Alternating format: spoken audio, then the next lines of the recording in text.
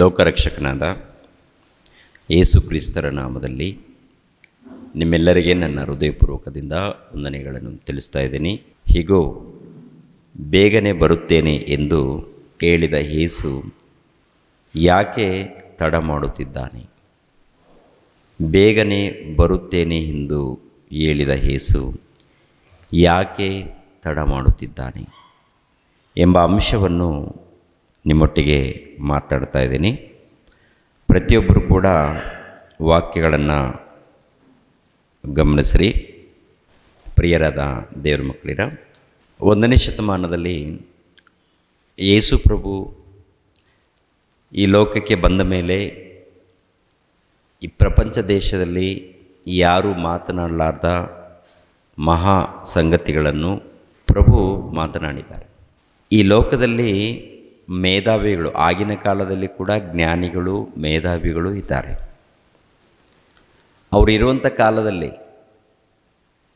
ಅದಕ್ಕಿಂತ ಮುಂಚಿತವಾಗಿ ಕೂಡ ಕ್ರಿಸ್ತ ಪೂರ್ವದಲ್ಲಿ ಪಂಡಿತರಿದ್ದಾರೆ, ಜ್ಞಾನಿಗಳು ಇದ್ದಾರೆ. ಇದ್ದರೂ ಕೂಡ ಪ್ರಿಯರಾದ ದೇವರ ಮಕ್ಕಳಿರ, ಯೇಸು ಕ್ರಿಸ್ತರು ಮಾತನಾಡಿರುವಂಥ ಮಾತುಗಳಿದೆ ನೋಡಿ, ವಾಕ್ಯಗಳು, ವಚನಗಳು, ಅವರ ಹಾಗೆ ಯಾರೂ ಮಾತನಾಡಿಲ್ಲ.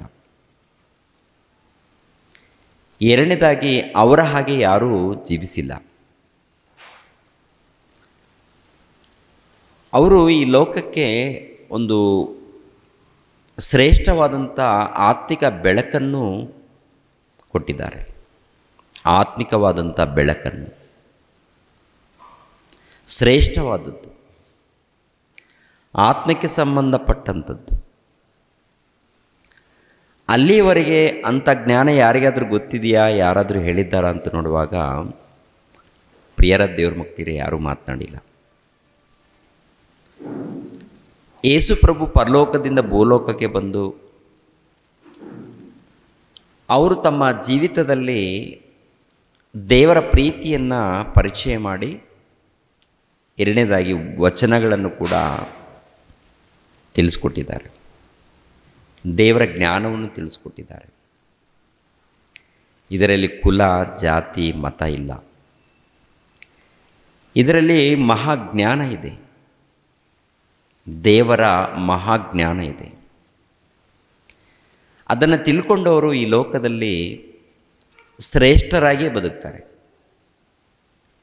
ಈ ಲೋಕದಲ್ಲಿ ಸಾಲಗಳು, ಸಮಸ್ಯೆಗಳು, ಇಲ್ಲ ಯಾವುದೋ ಒಂದು ರೀತಿಯಲ್ಲಿ ಕುಟುಂಬದಲ್ಲಿ ತೊಂದರೆಗಳು ಇದೆಯಂದರೆ ಅದು ನಮ್ಮ ಮೂಲಕ ಬರುವಂಥದ್ದು, ದೇವ್ರ ಮೂಲಕ ಅಲ್ಲ. ನಮ್ಮ ಅಪರಾಧಗಳು ಕಾರಣ ಆಗುತ್ತೆ. ಯಾಕೆಂದರೆ ದೇವರನ್ನು ಅಪ್ಪಿಕೊಂಡು ದೇವರ ಧ್ಯಾನದಲ್ಲಿ, ಜ್ಞಾನದಲ್ಲಿ ಹೋದಾಗ ಇವ್ಯಾವು ಕೂಡ ದೊಡ್ಡದಾಗಿ ಶೋಧನೆ, ಕಷ್ಟ ಏನೂ ಅನಿಸಲ್ಲ ರೀ. ಒಂದು ವೇಳೆ ಶೋಧನೆ ಇದ್ದರೂ, ಕಷ್ಟಗಳಿದ್ದರೂ, ತೊಂದರೆಗಳಿದ್ದರೂ ದೇವರನ್ನು ಅಪ್ಪಿಕೊಂಡು ದೇವರ ಧ್ಯಾನದಲ್ಲಿ ಭಕ್ತಿಯಿಂದ ಹೋದಾಗ ಈ ಸಮಸ್ಯೆಗಳು ಸಮಸ್ಯೆಗಳೇ ಅಲ್ಲ ರೀ. ಭೂಲೋಕದಲ್ಲಿ ನಮ್ಮ ಮಧ್ಯದಲ್ಲಿರುವಂಥ ಸಮಸ್ಯೆಗಳು ಸಮಸ್ಯೆಗಳೇ ಅಲ್ಲ. ಆದರೆ ದೇವರ ಬಳಿಯಲ್ಲಿ ಬರುವಂಥ ಭಕ್ತರು ಸಮಸ್ಯೆಗಳನ್ನು ಪರಿಹಾರ ಮಾಡಿಕೊಳ್ಳೋದಕ್ಕೆ ಬರೋದಕ್ಕೆ ಪ್ರಯತ್ನ ಮಾಡ್ತಾರೆ. ಸಮಸ್ಯೆಗಳು ಈ ಲೋಕದಲ್ಲಿ, ಅದಕ್ಕೆ ನೋಡಿ, ಎಲ್ಲಿ ಸಮಸ್ಯೆಗಳು ಪರಿಹಾರ ಆಗುತ್ತೋ, ಎಲ್ಲಿಗೆ ಹೋದರೆ ಪರಿಹಾರ ಆಗುತ್ತೋ ಅಲ್ಲಿಗೆ ಹೋಗೋಣ ಅಂತೇಳಿ ಕೆಲವರು ಕರೆದುಕೊಂಡು ಹೋಗ್ತಾ ಇರ್ತಾರೆ. ಇಂಥ ಕಡೆ ಹೋದರೆ ಸಮಸ್ಯೆಗಳು ಪರಿಹಾರ ಆಗುತ್ತೆ, ಇಂಥ ಕಡೆ ಹೋದರೆ ಪರಿಹಾರ ಆಗುತ್ತೆ ಅಂತ. ಪ್ರಿಯರ ದೇವ್ರ ಮಕ್ಕಳಿರ, ನಾವು ಭಕ್ತಿಯಲ್ಲಿ ನಡೆಯದೆ ಹೋದರೆ, ವಾಕ್ಯದ ಪ್ರಕಾರ ಭಕ್ತಿಯಲ್ಲಿ ನಡೆಯದೆ ಹೋದರೆ ಎಲ್ಲಿಗೋದರೂ ಸಮಸ್ಯೆಗಳು ಪರಿಹಾರ ಆಗಲ್ಲ. ಈ ಸಮಾಜದಲ್ಲಿ ಸಮಸ್ಯೆಗಳನ್ನು ಪರಿಹಾರ ಮಾಡಿಕೊಳ್ಬೇಕಾದ್ರೆ ದೇವರು ನಮಗೆ ಅಧಿಕಾರ ಕೊಟ್ಟಿದ್ದಾರೆ, ಜ್ಞಾನ ಕೊಟ್ಟಿದ್ದಾರೆ. ಅದರ ಪ್ರಕಾರ ನಡ್ಕೊಂಡಾಗ ಖಂಡಿತವಾಗಿ ಪರಿಹಾರ ಆಗುತ್ತೆ. ಅದಕ್ಕೊಂದು ಸಮಯ ಇರುತ್ತೆ. ಅದಕ್ಕೆ ಒಂದು ಸಮಯ ಎನ್ನುವಂಥದ್ದು ಇರುತ್ತೆ ಪ್ರಿಯರೇ. ಆದರೆ ದೇವರ ಬಳಿಯಲ್ಲಿ ಬಂದಾಗ ದೇವರ ಮಹಾಜ್ಞಾನದ ಸಂಗತಿಗಳನ್ನು ಪ್ರತಿಯೊಬ್ಬರೂ ಅರ್ಥ ಮಾಡ್ಕೊಳ್ಬೇಕು. ಪ್ರಭು ಹೇಳಿರುವಂಥ ಪ್ರತಿ ಮಾತು ಕೂಡ ಏನ್ರಿ ಇರುವಂಥ ವಿಷಯಗಳನ್ನು ಹೇಳಿದ್ದಾರೆ. ಕಥೆಗಳು ಹೇಳಿಲ್ಲ, ಕಲ್ಪನೆಗಳನ್ನು ಹೇಳಿಲ್ಲ. ಕಥೆಗಳು ಬೈಬಲ್ ಗ್ರಂಥದಲ್ಲಿ ಬರೆಯಲ್ಪಟ್ಟಿಲ್ಲ. ಏನಿದೆಯೋ ಆ ವಿಷಯಗಳು. ಯೇಸು ಕ್ರಿಸ್ತರು ಬರೋದಕ್ಕಿಂತ ಮುಂಚಿತವಾಗಿ ಧರ್ಮಶಾಸ್ತ್ರ ಬರೆಯಲ್ಪಟ್ಟಿದೆ. ಧರ್ಮಶಾಸ್ತ್ರ ಪ್ರವಾದಿಗಳ ಗ್ರಂಥಗಳು. ಧರ್ಮಶಾಸ್ತ್ರದಲ್ಲಾಗಿರ್ಬೋದು, ಪ್ರವಾದಿಗಳ ಗ್ರಂಥದಲ್ಲಾಗಿರ್ಬೋದು, ರಕ್ಷಣೆಯನ್ನು ಕುರಿತು, ಲೋಕಕ್ಕೆ ಪಾಪ ಕ್ಷಮಾಪಣೆ ಎನ್ನುವಂಥದ್ದು ಕುರಿತು, ರಕ್ಷಣೆ ಎನ್ನುವಂಥದ್ದು ಕುರಿತು, ದೇವರು ಮಾಡುವಂಥ ಕಾರ್ಯಕ್ರಮಗಳನ್ನು ಕುರಿತು ಹಳೆ ಒಡಂಬಡಿಕೆಯಲ್ಲಿ ದೇವರು ಬರೆಸಿದ್ದಾರೆ. ಅದು ಯೇಸು ಕ್ರಿಸ್ತರ ಮೂಲಕ ನೆರವೇರುತ್ತೆ. ಯೇಸು ಪ್ರಭು ಮೂಲಕ ನೆರವೇರುತ್ತೆ. ಹಳೆ ಒಡಂಬಡಿಕೆಯಲ್ಲಿ ಆದಿಕಾಂಡ ಮೊದಲುಗೊಂಡು ಮಲಾಕಿ ಗ್ರಂಥದವರೆಗೆ ಕ್ರಿಸ್ತನ ಬಗ್ಗೆ ಬರೆಯಲ್ಪಟ್ಟಿದೆ.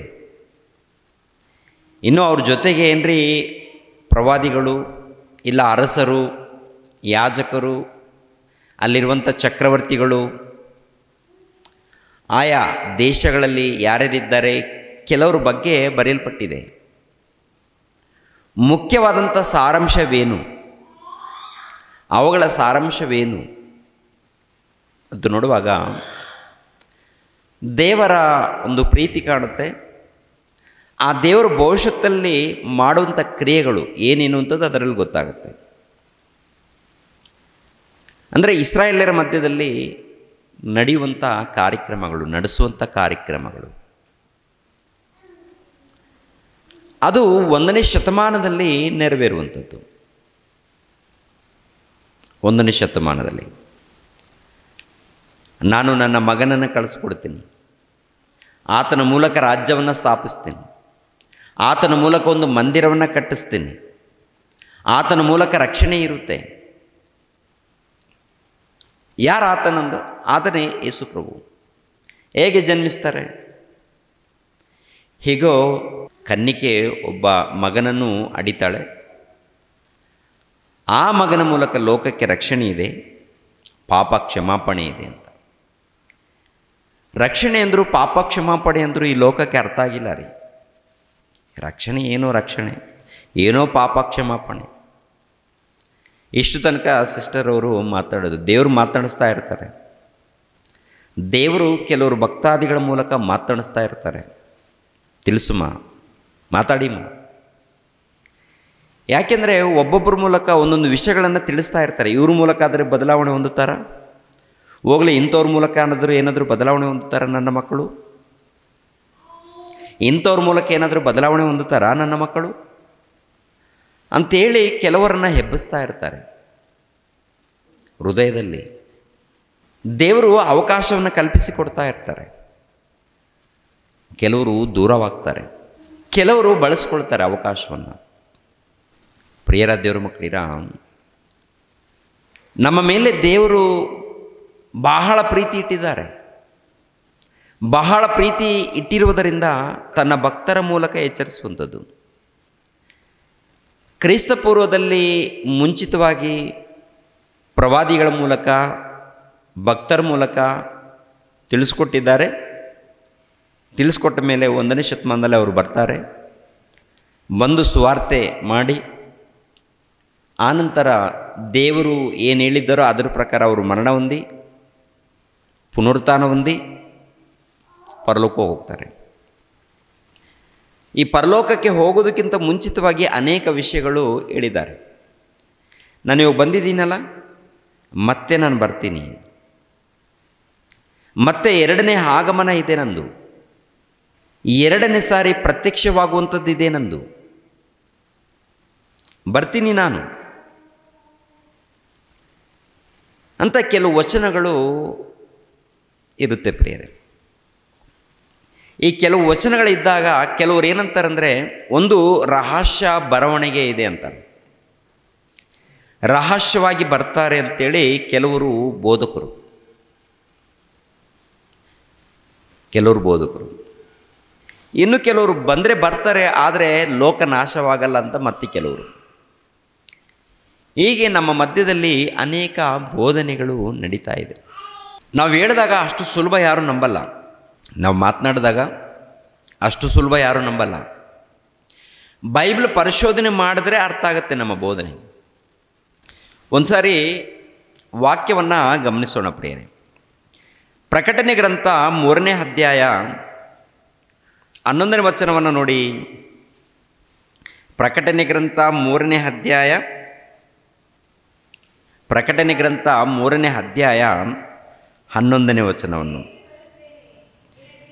ಬೇಗನೆ ಬರುತ್ತೇನೆ, ನಿನಗಿರುವುದನ್ನು ಹಿಡಿದುಕೊಂಡಿರು, ನಿನ್ನ ಜಯಮಾಲೆಯನ್ನು ಯಾರೂ ಅಪಹರಿಸಬಾರದು. ಸಾಕು. ಈ ವಚನದಲ್ಲಿ ಏನಿದೆ ಅಂತ ನೋಡುವಾಗ, ನಾನು ಬೇಗನೆ ಬರುತ್ತೇನೆ, ನಾನು ಬೇಗನೆ ಬರುತ್ತೇನೆ. ಯಾರು ಹೇಳಿರುವಂಥ ಮಾತು? ಪ್ರಭು ಹೇಳಿರುವಂಥ ಮಾತು. ಇನ್ನೊಂದು ವಚನವನ್ನು ಕೂಡ ನೋಡೋಣ. 22ನೇ ಅಧ್ಯಾಯ 7ನೇ ವಚನವನ್ನು ನೋಡೋಣ ಪ್ರಿಯರೇ. ಅದೇ ಪ್ರಕಟಣೆ ಗ್ರಂಥ 22ನೇ ಅಧ್ಯಾಯ 7ನೇ ವಚನವನ್ನು. ಪ್ರಕಟಣೆ ಗ್ರಂಥ 22ನೇ ಅಧ್ಯಾಯ 7ನೇ ವಚನವನ್ನು ನೋಡಿ ಪ್ರಿಯರೇ. ಹೀಗೋ ಬೇಗನೆ ಬರುತ್ತೇನೆ, ಈ ಪುಸ್ತಕದಲ್ಲಿ ಬರೆದಿರುವ ಪ್ರವಾದನೆಯ ಮಾತುಗಳನ್ನು ಕೈಗೊಂಡು ನಡೆಯುವವನು ಧನ್ಯನು ಎಂದು ಹೇಳಿದನು. ಹೀಗೋ ಬೇಗನೆ ಬರುತ್ತೇನೆ, ಹೀಗೋ ಬೇಗನೆ ಬರುತ್ತೇನೆ. ಈ ಮಾತುಗಳು ಅಲ್ಲಲ್ಲಿ ಬರೆಯಲ್ಪಟ್ಟಿರುತ್ತೆ. ಇಂಥ ಮಾತುಗಳು ಬೇಗನೆ ಬರುತ್ತೇನೆ, ಹೀಗೋ ಬೇಗನೆ ಬರುತ್ತೇನೆ. ಇನ್ನೊಂದು ಮಾತನ್ನು ಕೂಡ ಗಮನಿಸೋಣ. ಅದೇ 22ನೇ ಅಧ್ಯಾಯ 12ನೇ ವಚನವನ್ನು ನೋಡಿ. ಹೀಗೋ ಬೇಗನೆ ಬರುತ್ತೇನೆ, ನಾನು ಪ್ರತಿಯೊಬ್ಬನಿಗೆ ಅವನವನ ನಡತೆಯ ಪ್ರಕಾರ ಕೊಡತಕ್ಕ ಪ್ರತಿಫಲವನ್ನು ನನ್ನ ಕೈಯಲ್ಲಿ ಅದೇ. ಅದರಲ್ಲಿ 20ನೇ ವಚನವನ್ನು ಕೂಡ ನೋಡಿ. ಈ ವಿಷಯಗಳಲ್ಲಿ ಸಾಕ್ಷಿ ಹೇಳುವವನು ನಿಜವಾಗಿ ಬೇಗ ಬರುತ್ತಾನೆ. ನಿಜವಾಗ್ಲೂ ಬೇಗ ಬರುತ್ತಾನೆ. ನಿಜವಾಗಲೂ ಬೇಗ ಬರುತ್ತಾನೆ ಅಂದಾಗ ಎಷ್ಟು ವರ್ಷ ಆಯ್ತು ಹೇಳಿ ಪ್ರಿಯರೇ? ಯೇಸು ಪ್ರಭು ಈ ಮಾತನ್ನು ಹೇಳಿರುವಂಥ ಒಂದು ಸಮಯ ಎಷ್ಟು ವರ್ಷ ಆಗಿದೆ? ಬೇಗ ಬರ್ತೀನಿ ಅಂತ ಒಂದು ವೇಳೆ ನಾನು ನಿಮ್ಗೆ ಹೇಳಿದ್ದೀನಿ ಅಂತ ಹೇಳ್ಕೊ. ಇವಾಗ ನಮಗೋಸ್ಕರ ಕಾಯ್ತಾ ಇದ್ದೀರಿ ಅಂತ ಹೇಳ್ಕೊ. ನಮಗೋಸ್ಕರ ಕಾಯ್ತಾ ಇದ್ದೀರಿ ಅಂತ ಹೇಳ್ಕೊಳ್ಳಿ. ಯಾತಕ್ಕಾಗಿ ಕಾಯ್ತಾ ಇದ್ದೀರಾ? ವಾಕ್ಯದಗೋಸ್ಕರ. ಇಲ್ಲೇನೋ ಒಂದು ಕಾರ್ಯಕ್ರಮ ನಡೀತಾ ಇದೆ, ಎಲ್ಲರೂ ಬಂದು ಕುಳಿತುಕೊಂಡಿದ್ದಾರೆ, ರೆಡಿಯಾಗಿದ್ದಾರೆ. ಸ್ವಲ್ಪ ನಾನು ದೂರ ಇದ್ದೀನಿ, ಬೇಗ ಬರ್ತೀನಿ ಅಂತೇಳಿ ಬೆಳಿಗ್ಗೆ 10 ಗಂಟೆಗೆ ನೀವು ಫೋನ್ ಮಾಡಿದಾಗ ಬೇಗ ಬರ್ತೀನಿ ಅಂತ ಹೇಳಿ 12 ಗಂಟೆ ಆದರೂ ಕೂಡ ನಾನು ಬಂದಿಲ್ಲ ಅಂತ ತಿಳ್ಕೊಳ್ಳಿ. ಏನಂತೀರಾ? ಎಷ್ಟು ಗಂಟೆ ಆಯಿತು? 10 ಗಂಟೆಗೆ ಫೋನ್ ಮಾಡಿದ್ದೀರಾ, ಪಾಸ್ಟ್ರೇ ಟೈಮ್ ಆಯಿತು ಬನ್ನಿ ಅಂದಾಗ, ಬೇಗ ಬರ್ತೀನಿ ಅಂತಂದಾಗ ಎಷ್ಟು ಗಂಟೆಗೆ ಬರಬೇಕು? ನಾನು ಬೇಗ ಬರ್ತೀನಿ ಅಂದರೆ ಒಂದು 10 ನಿಮಿಷ 15 ನಿಮಿಷದಲ್ಲಿ ಕಾಣಬೇಕು ನಿಮಗೆ. 11 ಗಂಟೆಗೆ ಆಯಿತು, 11 ಆದರೆ ಮತ್ತೆ ಫೋನ್ ಬರುತ್ತೆ. ಎಲ್ಲಿದ್ದೀರಾ ಬ್ರದರ್? ಎಲ್ಲಿದ್ದೀರಾ ಸರ್? ಇಲ್ಲಾಂದರೆ ಎಲ್ಲಿದ್ದೀರಾ ಪಾಸ್ಟ್ರೇ? ಮತ್ತೆ ಬೇಗ ಬರ್ತೀನಿ. ಹೌದಾ ಸರ್, ಇನ್ನೊಂದು 10 ನಿಮಿಷದಲ್ಲಿ ಬರ್ಬೋದೇನು ಈಗ ಅಂತೀವ ನಾವು. 12 ಗಂಟೆ ಆದರೂ ಕೂಡ ಬರಲಿಲ್ಲ, ಮತ್ತೆ ಫೋನ್ ಮಾಡ್ತೀರಾ ಮಾಡಲ್ವಾ? ಮತ್ತೆ ಫೋನ್ ಮಾಡ್ತೀರಾ. ಮತ್ತೆ ನಾನೇನು ಮತ್ತೆ ಬೇಗನೆ ಬರ್ತೀನಿ ಅಂದರೆ ನೀವೇನು ಅಂದ್ಕೊಳ್ತೀರ? ಈ ಪಾಸ್ ಎಂಥ ಪಾಸ್ಟ್ರಪ್ಪ, ನಮ್ಮ ಟೈಮು ಮುಗಿದೋಗ್ತಾ ಇದೆ, ನಮ್ಮ ತಾಳ್ಮೆ ಸತ್ತೋಗ್ತಾ ಇದೆ. ಬೆಳಗ್ಗೆ 10 ಗಂಟೆಗೆ ಬರ್ತೀನಿ ಅಂತ ಹೇಳಿದ್ರು, 11 ಗಂಟೆಗೆ ಬರ್ತೀನಿ ಅಂತ ಹೇಳಿದ್ರು, ಬೇಗ ಬರ್ತೀನಿ ಅಂತ ಹೇಳಿದ್ರು, ಇನ್ನೂ ಬಂದಿಲ್ಲ. ಆಮೇಲೆ ಮತ್ತೆ 1 ಗಂಟೆ ಆಗತ್ತೆ ನೋಡಿ, ಮತ್ತೆ ಫೋನ್ ಮಾಡ್ತೀರಿ, ಎಲ್ಲಿದ್ದೀರಿ ಪಾಸ್ಟ್ರೆ? ಬೇಗ ಸುಮ್ಮನಿರಿ ಪಾಸ್ಟ್ರೆ, ಬೇಗ ಬರ್ದು ಎಷ್ಟೊತ್ತಾಗ್ತೀವಿ ನೀವು? ಬೇಗ ಬರ್ತೀನಿ ಅಂತೇಳಿ ಬೆಳಿಗ್ಗೆ 10 ಗಂಟೆಗೆ ನನ್ನ ಕಾಯ್ತಾ ಇದ್ದೀವಿ ಅಂತೇಳಿ 3 ಗಂಟೆಗೆ ನಮ್ಮ ನಿರೀಕ್ಷಣೆ ಏನಾಗುತ್ತೆ ಪ್ರಿಯರೇ? ಸತ್ತೋಗುತ್ತಾ ಅಥವಾ ಗಟ್ಟಿ ಇರುತ್ತಾ? ಅಂದರೆ ಬೇಗ ಬರ್ತೀನಿ ಅಂದರೆ ಅರ್ಥ ಇದೆ ತಾನೆ. ಅಂದರೆ ಒಂದು 10 ನಿಮಿಷ 15 ನಿಮಿಷ ಬೇಗ ಬರ್ತೀನಿ ಅಂದರೆ ಅರ್ಥ ಇಷ್ಟೇ ಅಲ್ವಾ? ಯೇಸು ಪ್ರಭು ಹೇಳಿ ಎಷ್ಟು ವರ್ಷ ಆಯಿತು? 2000 ವರ್ಷ ಆಯಿತು, ನಾನು ಬೇಗ ಬರ್ತೀನಿ ಅಂತ ಹೇಳಿದ್ದಾರೆ, ಇನ್ನೂ ಬಂದಿಲ್ಲ. ಅದಕ್ಕೆ ಕೆಲವರು ಕುಚೋದ್ಯಗಾರರು ಏನಂತ ಹೇಳ್ತಾರೆ ನೋಡಿ ಒಂದು ಸಾರಿ. ಪೇತ್ರನು ಬರೆದ 2ನೇ ಪತ್ರಿಕೆ, ಪೇತ್ರನು ಬರೆದ 2ನೇ ಪತ್ರಿಕೆ 3ನೇ ಅಧ್ಯಾಯ, ಅಲ್ಲಿ ಏನು ಬರೆಯಲ್ಪಟ್ಟಿದೆ ನೋಡಿ. 3ನೇ ಅಧ್ಯಾಯ 3ನೇ ವಚನವನ್ನು, ಕಡೆ ದಿವಸಗಳಲ್ಲಿ ತಮ್ಮ ದುರಾಶೆಗಳ ಪ್ರಕಾರ ನಡೆಯುವ ಕುಚೋದ್ಯಗಾರರು ಬಂದು ಕುಚೋದ್ಯ ಮಾಡುತ್ತಾ ಆತನ ಪ್ರತ್ಯಕ್ಷತೆಯ ವಿಷಯವಾದ ವಾಗ್ದಾನವು ಏನಾಯಿತು? ನಮ್ಮ ಪಿತೃಗಳು ನಿದ್ದೆ ಹೊಂದಿದ್ದ ದಿನ ಮೊದಲುಗೊಂಡು ಸಮಸ್ತವು ಲೋಕಾದಿಯಿಂದ ಹಾಗೆ ಇರುತ್ತದಲ್ಲ ಎಂದು ಹೇಳುವರೆಂಬುದಾಗಿ ನೀವು ಮೊದಲೇ ತಿಳಿದುಕೊಳ್ಳಬೇಕು. ಅಂದರೆ ಇವು ನೋಡಿ ಪ್ರಿಯರಾದ ದೇವರ ಮಕ್ಕಳಿರ, ಈ ಕಾಲದಲ್ಲಿ ಅಂದರೆ 1ನೇ ಶತಮಾನದಲ್ಲಿ ಯೇಸು ಪ್ರಭು ಹೇಳಿ ಹೊರಟೋದ ಮೇಲೆ ಅಲ್ಲಿ ಪೇತ್ರನು ಬರಿತಾ ಇದ್ದಾನೆ. ನಿಮ್ಮ ಪ್ರಭು ಬೇಗ ಬರ್ತೀನಂತ ಹೇಳಿದಾನಲ್ಲ, ಬೇಗ ಬರ್ತೀನಂದಮೇಲೆ ಎಷ್ಟು ವರ್ಷ ಆಯ್ತಪ್ಪ? ಎಷ್ಟು ವರ್ಷ ಆಯಿತು? ಆಗಿನ ಪೇತ್ರನ ಕಾಲದಲ್ಲೇ, ಪೇತ್ರನ ಕಾಲದಲ್ಲಿ 33ರಲ್ಲಿ ಯೇಸು ಪ್ರಭು ಪರಲೋಕಕ್ಕೆ ಹೊರಟೋಗಿದ್ದಾರೆ, ಬೇಗ ಬರ್ತೀನಂತ ಹೇಳಿದ್ದಾರೆ. ಬೇಗ ಅಂದರೆ ಅವ್ರು ಏನು ಅಂದ್ಕೋಬೇಕು? ಪೇತ್ರನ ಕಾಲದಲ್ಲಿ ಬಂದರೆ ಬರ್ಬೋದು ಅವಾಗಲಿಂದ. ಅವರು ಕೂಡ ಹಾಗೇನೆ ಕೆಲವರು ಇರ್ತಾರಲ್ಲ ಅವರು ಪರಿಸರದಲ್ಲಿ, ಅದೇ ಹೇಳ್ತಾ ಇದ್ದಾರೆ. ಪೇತ್ರನ ಹಾಗೇನೆ ಬರೆಸ್ತಾ ಇದ್ದಾನೆ. ಕೆಲವು ಮಂದಿ ಕುಚೋದ್ಯಗಾರರು ಹೇಳ್ತಾರಂತೆ, ಏನಪ್ಪ ನಿಮ್ಮ ಪ್ರಭು ಬರ್ತೀನಿ ಅಂತ ಹೇಳಿದರೆ ಇನ್ನೂ ಬಂದಿಲ್ವಲ್ಲ, ಯಾವಾಗ ಬರ್ತಾರೆ? ಬೇಗ ಬರ್ತೀನಿ ಅಂತ ಹೇಳಿದ್ದಾರಲ್ಲ. 1ನೇ ಶತಮಾನದಲ್ಲಿ ಹೊರಟೋಗಿದ್ದಾರೆ. ಆ 1ನೇ ಶತಮಾನದಲ್ಲೇ ಕೆಲವು ವರ್ಷಗಳ ಆದಮೇಲೆ ಕೆಲವರು ಕೇಳುವಂಥ ಪ್ರಶ್ನೆ, ಆಮೇಲೆ ಬರ್ತಾನೂ ಕೇಳಲ್ಲ ಅಂತ ನೋಡುವಾಗ ಕೇಳ್ತಾ ಇರ್ತಾರೆ ಅವಾಗವಾಗ. ಈಗಿನ ಕಾಲದಲ್ಲಿ ಕೂಡ ಕೇಳ್ತಾರೆ. ಆಮೇಲೆ ಕೆಲವರು ಎಂಥ ನಿರ್ಣಯದಲ್ಲಿದ್ದಾರೆ ಅಂತ ನೋಡುವಾಗ ಇವೆಲ್ಲ ಸುಮ್ಮನೆ ಬರೆಯಲ್ಪಟ್ಟಿದೆ, ಭಯಪಡಿಸೋದಕ್ಕೆ ಬರೆಯಲ್ಪಟ್ಟಿದೆ. ಕೆಲವ್ರು ಏನಂತಾರೆ ಗೊತ್ತಾ? ಸುಮ್ಮನೆ ಬರೆಯಲ್ಪಟ್ಟಿದೆ. ಏನಪ್ಪ ಅಂದರೆ ಏನೋ ಭಕ್ತಿ ಅಂದರೆ ಭಕ್ತಿ, ನೀತಿ ಅಂದರೆ ನೀತಿ, ಇರಬೇಕು, ಹೋಗಬೇಕು, ಬರಬೇಕು, ದೇವರಿಗೆ ಸ್ತೋತ್ರಗಳು ಹೇಳಬೇಕು, ಪ್ರಾರ್ಥನೆ ಮಾಡಬೇಕು, ಏನೋ ಸಮಾಧಾನ, ಏನೋ ಏನೋ ಒಂದು ಸಭೆ. ಯಾಕೆಂದರೆ ಮದುವೆ ಕಾರ್ಯಕ್ರಮಗಳು, ಬರ್ತ್ಡೇ ಕಾರ್ಯಕ್ರಮಗಳು, ಸಮಾಧಿ ಕಾರ್ಯಕ್ರಮಗಳು, ಏನೋ ಒಳ್ಳೆಯದು ಕೆಟ್ಟದ್ದು ನಡಿಬೇಕಲ್ವ, ಅದಕ್ಕೆ ಸಭೆ, ಅದಕ್ಕೆ ಒಂದು ನಾವೆಲ್ಲರೂ ಕೂಡಬೇಕು ಅಂಥೇಳಿ ಒಂದು ರೀತಿಯಲ್ಲಿ ಬಲಹೀನತೆ, ಇನ್ನೊಂದು ರೀತಿಯಲ್ಲಿ ದೇವರ ವಾಕ್ಯದ ವಿಷಯದಲ್ಲಿ ಅನುಮಾನಗಳು. ಎಂಥವರಿಗೆ ಅನುಮಾನಗಳು ಅಂದಾಗ ದೇವರ ಸೇವಕರು ಎಂದು ಕರೆಯಲ್ಪಡುತ್ತಿರುವಂಥವರಿಗೆ ಅನುಮಾನಗಳು.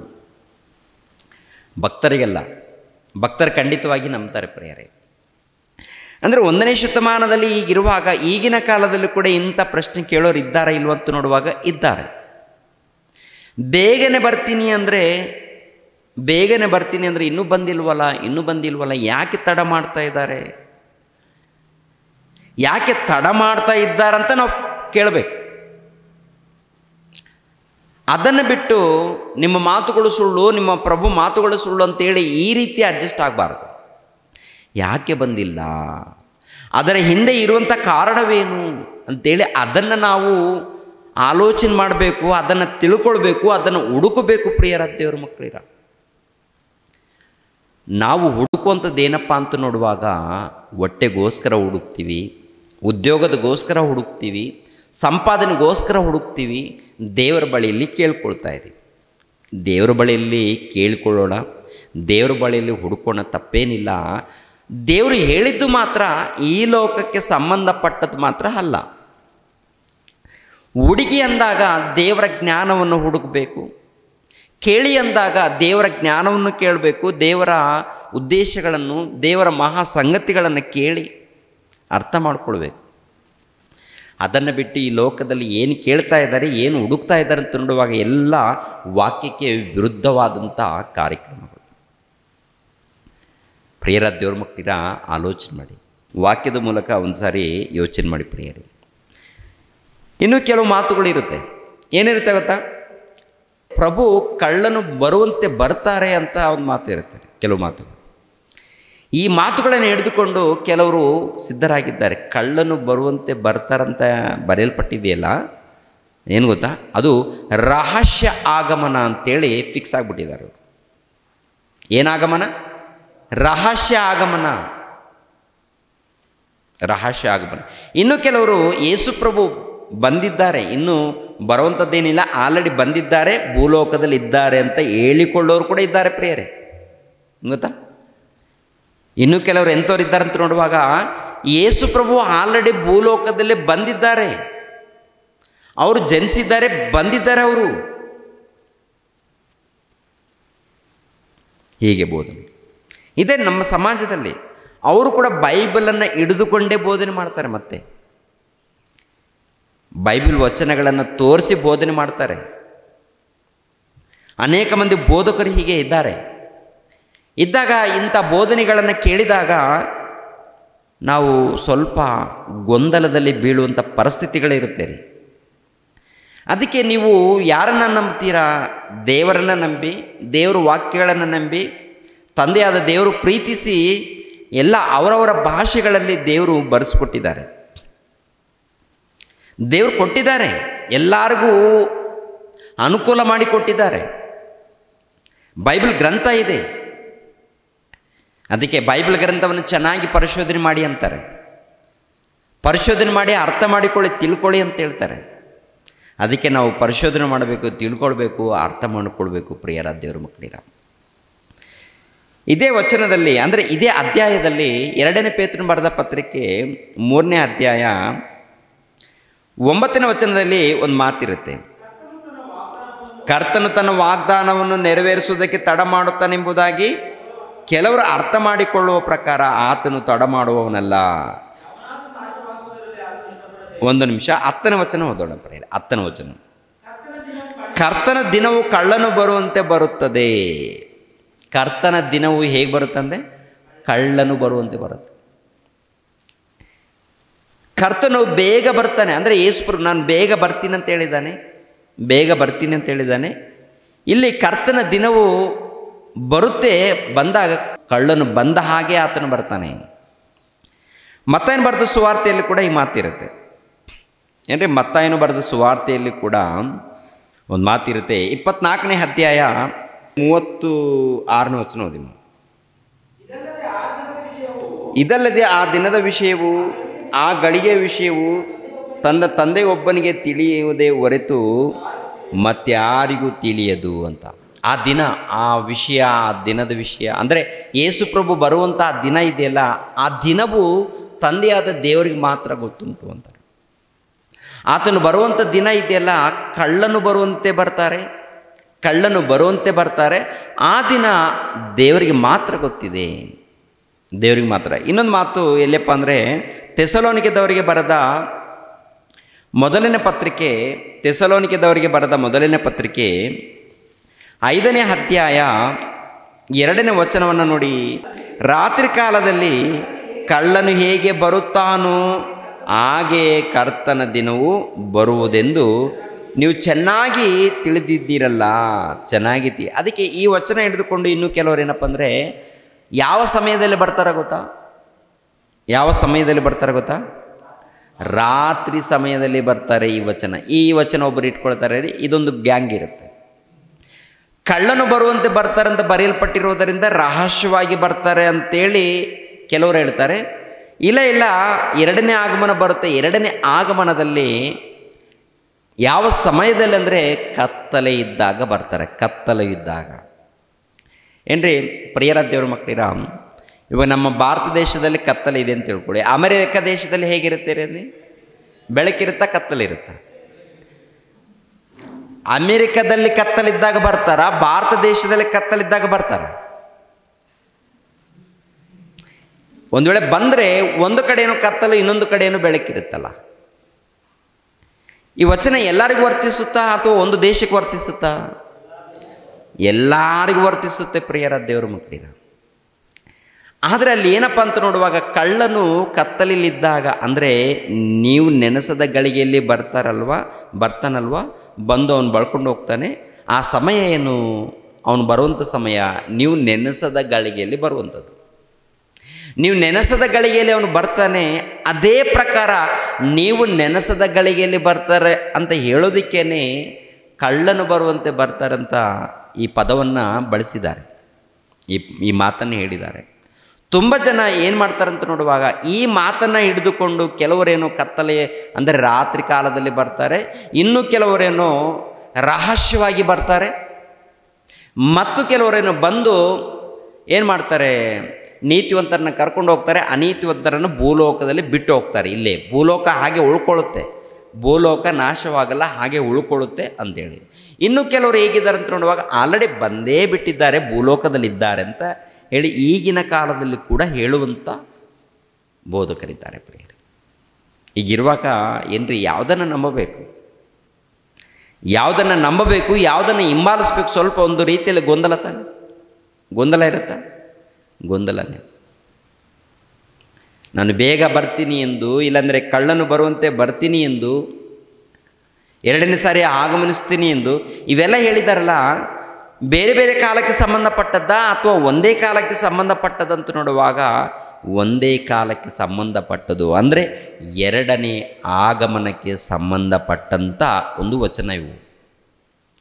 ಎರಡನೇ ಆಗಮನ ಇದೆ, ಎರಡನೇ ಸಾರಿ ಬರ್ತಾರೆ ಅವರು, ಎರಡನೇ ಸಾರಿ ಬರ್ತಾರೆ ಅವರು, ಬರುವಂಥದ್ದು ಮಾತ್ರ ಖಂಡಿತ. ಎರಡನೇ ಸಾರಿ ಬರುವಂಥದ್ದು ಮಾತ್ರ ಖಂಡಿತ. ಯಾಕೆಂದರೆ ಪ್ರಕಟಣೆ ಗ್ರಂಥದಲ್ಲಿ ಹೇಳಿದಾರಲ್ಲ, ಪ್ರಕಟಣೆ ಗ್ರಂಥದಲ್ಲಿ 22ನೇ ಅಧ್ಯಾಯ 20ನೇ ವಚನದಲ್ಲಿ ಏನಿದೆ ನೋಡಿ, ಇಲ್ಲಿ ಯೋಹಾನಿ ನೀನು ಹೇಳ್ತಾರೆ ನೋಡಿ, ನಾನು ನಿಜವಾಗ್ಲೂ ಹೇಳ್ತಾ ಇದ್ದೀನಿ, ಬೇಗನೆ ಬರ್ತಾ ಇದ್ದೀನಿ. ಅವ್ರು ನಿಜವಾಗ್ಲೂ ಹೇಳ್ತಾ ಇದ್ದಾರೆ, ಸುಳ್ಳಲ್ಲ, ಅದು ನಿಜವಾದ ಮಾತು. ಅವ್ರು ಹೇಳುವಂಥ ಮಾತು ನಿಜವಾದ ಮಾತು. ಹಳೆ ಒಡಂಬಡಿಕೆಯಲ್ಲಿ ಯಾವ ರೀತಿ ಕ್ರಿಸ್ತನ ಬಗ್ಗೆ ಬರೆಯಲ್ಪಟ್ಟಿದೆಯೋ, ಬರೆಯಲ್ಪಟ್ಟ ಪ್ರಕಾರ ಅವ್ರು ಬಂದಿದ್ದಾರೋ ಅದೇ ಪ್ರಕಾರ ಎರಡನೇ ಆಗಮನ ಕೂಡ ನಡೆಯುತ್ತೆ ಅಂತ ಹೇಳ್ತಾರೆ. ಎರಡನೇ ಆಗಮನ ಆ ಮಾತು ಮತ್ತೊಂದು ಸಾರಿ ಗಮನಿಸ್ರಿ ನೋಡಿ, 22:20 ಪ್ರಕಟಣೆ ಗ್ರಂಥ 22:20 ಪ್ರಿಯರೇ. ಈ ವಿಷಯಗಳಲ್ಲಿ ಸಾಕ್ಷಿ ಹೇಳುವವನು ನಿಜವಾಗಿ ಬೇಗ ಬರುತ್ತೇನೆ ಎಂದು ಹೇಳುತ್ತಾನೆ. ಬೇಗ ಬರುತ್ತೇನೆ, ನಿಜವಾಗಲೂ ಬರ್ತಾರಂತೆ. ಪ್ರಿಯರಾದ ದೇವರ ಮಕ್ಕಳಿರ, ಅಧಿಕಾರಿಗಳು ಮೋಸ ಮಾಡ್ಬೋದು, ಅಧಿಕಾರಿಗಳು ಮಾತು ಕೊಟ್ಟು ಮಾತು ತಪ್ಪಬಹುದು, ಮನೆಯಲ್ಲಿ ತಂದೆ ತಾಯಿಗಳು ಮಾತು ಕೊಟ್ಟು ಮಾತು ತಪ್ಪಬಹುದು, ಪ್ರೀತಿ ಮಾಡಿರುವಂಥ ಗಂಡನು ಹೆಂಡತಿಗೆ ಮಾತು ಕೊಟ್ಟು ಮಾತು ತಪ್ಪಬಹುದು, ತಂದೆ ತಾಯಿಗಳು ಮಾತು ತಪ್ಪಬಹುದು, ಗಂಡನು ಹೆಂಡತಿ ಮಾತನ್ನು ತಪ್ಪಬಹುದು, ಹೆಂಡತಿ ಗಂಡನ ಮಾತನ್ನು ತಪ್ಪಬಹುದು. ಆದರೆ ದೇವರ ಮಾತು ಮಾತ್ರ ತಪ್ಪಾಗಲ್ಲ ರೀ. ದೇವರ ಮಾತುಗಳು ತಪ್ಪು, ಇಲ್ಲಿ ತಪ್ಪು, ಇಲ್ಲಿ ತಪ್ಪು, ಇಲ್ಲಿ ತಪ್ಪು ಅಂತ ಯಾರಾದರೂ ಮಾತಾಡ್ತಾ ಇದ್ದಾರೆ ಅಂದರೆ ಅವರು ದೇವರ ವಾಕ್ಯವನ್ನು ಅರ್ಥ ಮಾಡಿಕೊಳ್ಳದೆ ಇದ್ದಂಥ ಮತಛಾಂದಸವಾದಿಗಳು. ಒಂದು ಕುಲಕ್ಕೆ, ಒಂದು ಜಾತಿಗೆ, ಒಂದು ಮತಕ್ಕೆ ಸಂಬಂಧಪಟ್ಟು ಆ ಮತದ ಮತ್ತಿನಲ್ಲಿ ಇದ್ದವರು ಇಲ್ಲಿ ತಪ್ಪಿದೆ ಅಂತ ಮಾತಾಡ್ತಾರೆ. ಮತದ ಮತ್ತಿನಲ್ಲಿ, ಮತದ ವ್ಯಾಮೋಹದಲ್ಲಿ ಇದ್ದವರಿದ್ದಾರೆ ನೋಡಿ, ಅವ್ರು ಮಾತಾಡ್ತಾರೆ ಬೈಬಲ್ ಗ್ರಂಥದಲ್ಲಿ ತಪ್ಪುಗಳು ಇದೆಯಂತ. ಬೈಬಲ್ ಗ್ರಂಥದಲ್ಲಿ ತಪ್ಪಿಲ್ಲ. ಅರ್ಥ ಮಾಡಿಕೊಳ್ಳೋದಕ್ಕೆ ಸಮಯ ಹಿಡಿಯುತ್ತೆ, ನಮಗೆ ಅರ್ಥ ಮಾಡಿಕೊಳ್ಳೋದಕ್ಕೆ ನಮಗೆ ಸಮಯ ಹಿಡಿಬೋದು. ಆದರೆ ಬೈಬಲ್ ಗ್ರಂಥದಲ್ಲಿ ಮಹಾಜ್ಞಾನ ಇದೆ, ಅದ್ಭುತವಾದಂಥ, ಶ್ರೇಷ್ಠವಾದಂಥ, ಸರ್ವೋತ್ತಮವಾದಂಥ ಜ್ಞಾನ ಬರೆಯಲ್ಪಟ್ಟಿದೆ ಅದರಲ್ಲಿ. ಅದು ದೇವರ ಮಾತುಗಳು. ಆ ದೇವರ ಮಾತಿನಲ್ಲಿ ತಪ್ಪುಗಳಿಲ್ಲ. ಪ್ರಿಯರಾದ ದೇವರ ಮಕ್ಕಳಿರ, ಹಳೆ ಒಡಂಬಡಿಕೆಯಲ್ಲಿ ಹೀಗೋ ಕನ್ಯಕೆ ಮೂಲಕ ಒಬ್ಬ ಮಗನನ್ನು ಹುಟ್ಟಿಸುತ್ತೀನಿ ಅಂತ ತಂದೆಯಾದ ದೇವರು ಯೆಶಾಯ ಪ್ರವಾದಿ ಮೂಲಕ ಹೇಳಿದ್ದಾರೆ. ಅದು 1ನೇ ಶತಮಾನದಲ್ಲಿ ನೆರವೇರುತ್ತೆ. ಮರಿಯಮ್ಮಳ ಮೂಲಕ, ಕನ್ನಿಕೆಯಾಗಿರುವಂಥ ಮರಿಯಮ್ಮಳ ಮೂಲಕ. ಆನಂತರ ಯೇಸು ಪ್ರಭು ಹೇಳಿದ್ದಾರೆ, ನಾನು ಬೇಗ ಬರ್ತೀನಿ ಅಂತ. ಅದೇ ಪ್ರಕಾರ ಭಕ್ತರು ಕೂಡ ಹೇಳಿದ್ದಾರೆ, ಅಪೊಸ್ತಲರು ಕೂಡ ಹೇಳಿದ್ದಾರೆ, ಪ್ರಭು ಬೇಗ ಬರ್ತಾರೆ ಅಂತ. ಅವರು ಹೇಳಿರೋ ಪ್ರಕಾರ ಬರ್ತಾರೆ. ಬೇಗ ಬರ್ತಾರೆ ಅಂದರೆ ನೋಡಿ, ನಮ್ಗೆ ಅನಿಸ್ಬೋದು ಸುಮಾರು 100 ವರ್ಷಗಳಾಯ್ತಲ್ಲ ಅಂತ, 100 ವರ್ಷಗಳಾಯ್ತಲ್ಲ ಅಂತ. ದೇವರ ದೃಷ್ಟಿಯಲ್ಲಿ ಆದರೆ ದೇವರ ದೃಷ್ಟಿಯಲ್ಲಿ ಒಂದು ಸಾರಿ ಲೆಕ್ಕ ಹಾಕಿದರೆ ಪ್ರಿಯರ ದೇವ್ರ ಮಕ್ಕಳಿರ, ಅಲ್ಲೇ 2ನೇ ಪೇತ್ರನು ಬರೆದ ಪತ್ರಿಕೆಯಲ್ಲಿ ಇರುತ್ತೆ, ದೇವ್ರಿಗೆ ಎಷ್ಟು ದಿನಗಳಾಗಿದೆ ನೋಡಿ, ಅಲ್ಲಿ ಗೊತ್ತಾಗುತ್ತೆ. ದೇವ್ರಿಗೆ ಎಷ್ಟು ದಿನಗಳಾಗಿದೆಯೋ ಗೊತ್ತಾಗುತ್ತೆ ನೋಡಿ. 2ನೇ ಪೇತ್ರನು ಬರೆದ ಪತ್ರಿಕೆ 3ನೇ ಅಧ್ಯಾಯ 8ನೇ ವಚನ ಸಹೋದರರು ಓದ್ತಾ ಇದ್ದಾರೆ, ಓದಿಪ. ಪ್ರಿಯರೇ, ಕರ್ತನ ಹೆಣಿಕೆಯಲ್ಲಿ ಒಂದು ದಿವಸ 1000 ವರ್ಷಗಳಂತೆಯೂ 1000 ವರ್ಷಗಳು ಒಂದು ದಿನದಂತೆಯೂ ಅವೇ ಎಂಬುದನ್ನು ಮಾತ್ರ ಮರೆಯಬೇಡಿರಿ. 1000 ವರ್ಷಗಳು ನೋಡಿ, ನಮಗೆ 1000 ವರ್ಷಗಳಂದರೆ ಎಷ್ಟು ತಲೆಗಳು ಹೋಗುತ್ತೆ? 1000 ವರ್ಷಗಳಂದರೆ ನಮ್ಮ ತಲೆಮಾರೆಗಳು ಎಷ್ಟು ತಲೆಮಾರೆಗಳು ಹೋಗುತ್ತೆ? 100ಕ್ಕೆ 1 ತಲೆ ಅಂದ್ಕೊಳ್ಳೋಣ, 200ಕ್ಕೆ 2 ತಲೆ ಅಂದ್ಕೊಳ್ಳೋಣ, ಒಂದು 10 ಇಲ್ಲಾಂದರೆ 15 ತಲೆಮಾರೆಗಳು, 15 ಅಂದ್ಕೊಳ್ಳೋಣ. ಅಂದರೆ ಸುಮಾರು 1000 ವರ್ಷ ನಮ್ಮ ಜೀವನದಲ್ಲಿ ಕಳೆದ್ರೆ ನಮ್ಮ ಜೀವನ ಎಷ್ಟಪ್ಪ? 60 ವರ್ಷ 70 ವರ್ಷ, ಅದು ಕೂಡ ಗ್ಯಾರಂಟಿ ಇಲ್ಲ. 1000 ವರ್ಷ ಅಂದರೆ ನೋಡಿ, 1000 ವರ್ಷಗಳ ಹಿಂದೆ ಹೋದರೆ ಎಷ್ಟು ಇತಿಹಾಸ ಇದೆ ರೀ, ಎಷ್ಟು ಇತಿಹಾಸ ರೀ. ನಮ್ಮ ಭಾರತ ದೇಶದ ಇತಿಹಾಸ ಆಗಿರ್ಬೋದು, ಪ್ರಪಂಚದ ಇತಿಹಾಸ ಆಗಿರ್ಬೋದು, ನೋಡುವಾಗ ಎಷ್ಟೋ ಬದಲಾಗಿದೆ ರೀ. ಸುಮಾರು 1000 ವರ್ಷಗಳ ಹಿಂದೆ ಹೋದರೆ ಏನಿತ್ತು? ನಮ್ಮ ಬೆಂಗಳೂರು ಪಟ್ಟಣ ಹೇಗಿತ್ತು? ಇತ್ತ ಭಾರತ ದೇಶ ಹೇಗಿತ್ತು? ಯಾವ ಆಕಾರದಲ್ಲಿತ್ತು? ಇವೆಲ್ಲ ನೋಡುವಾಗ ಪ್ರಿಯರ ದೇವರ ಮಕ್ಕಳು ಇಷ್ಟು ಅದ್ಭುತವಾದಂಥ ವಾತಾವರಣ ಇರಲಿಲ್ಲ, ಹೌದಲ್ವ? ಇಷ್ಟೊಂದು ಜನ ಇರಲಿಲ್ಲ, ಇಷ್ಟೊಂದು ಭವನಗಳಿರಲಿಲ್ಲ, ವಿಮಾನಗಳಿರಲಿಲ್ಲ, ಟ್ರೈನ್ಗಳು ಇರಲಿಲ್ಲ. ಒಟ್ಟಲ್ಲಿ ಜನ ಇದ್ದರು. ಹೇಗಿದ್ರು ವಾತಾವರಣ ಏನು? ಒಂದು ಸಾರಿ ಹಿಂದಕ್ಕೆ ಹೋಗಬೇಕಾಗತ್ತೆ, ಇತಿಹಾಸ ಹಿಂದಕ್ಕೆ ಹೋಗಬೇಕಾಗತ್ತೆ. 1000 ವರ್ಷಗಳ ಹಿಂದೆ ನಮಗಿರುವಂಥ ಆಯುಷ್ಕಾಲ 60-70 ವರ್ಷ.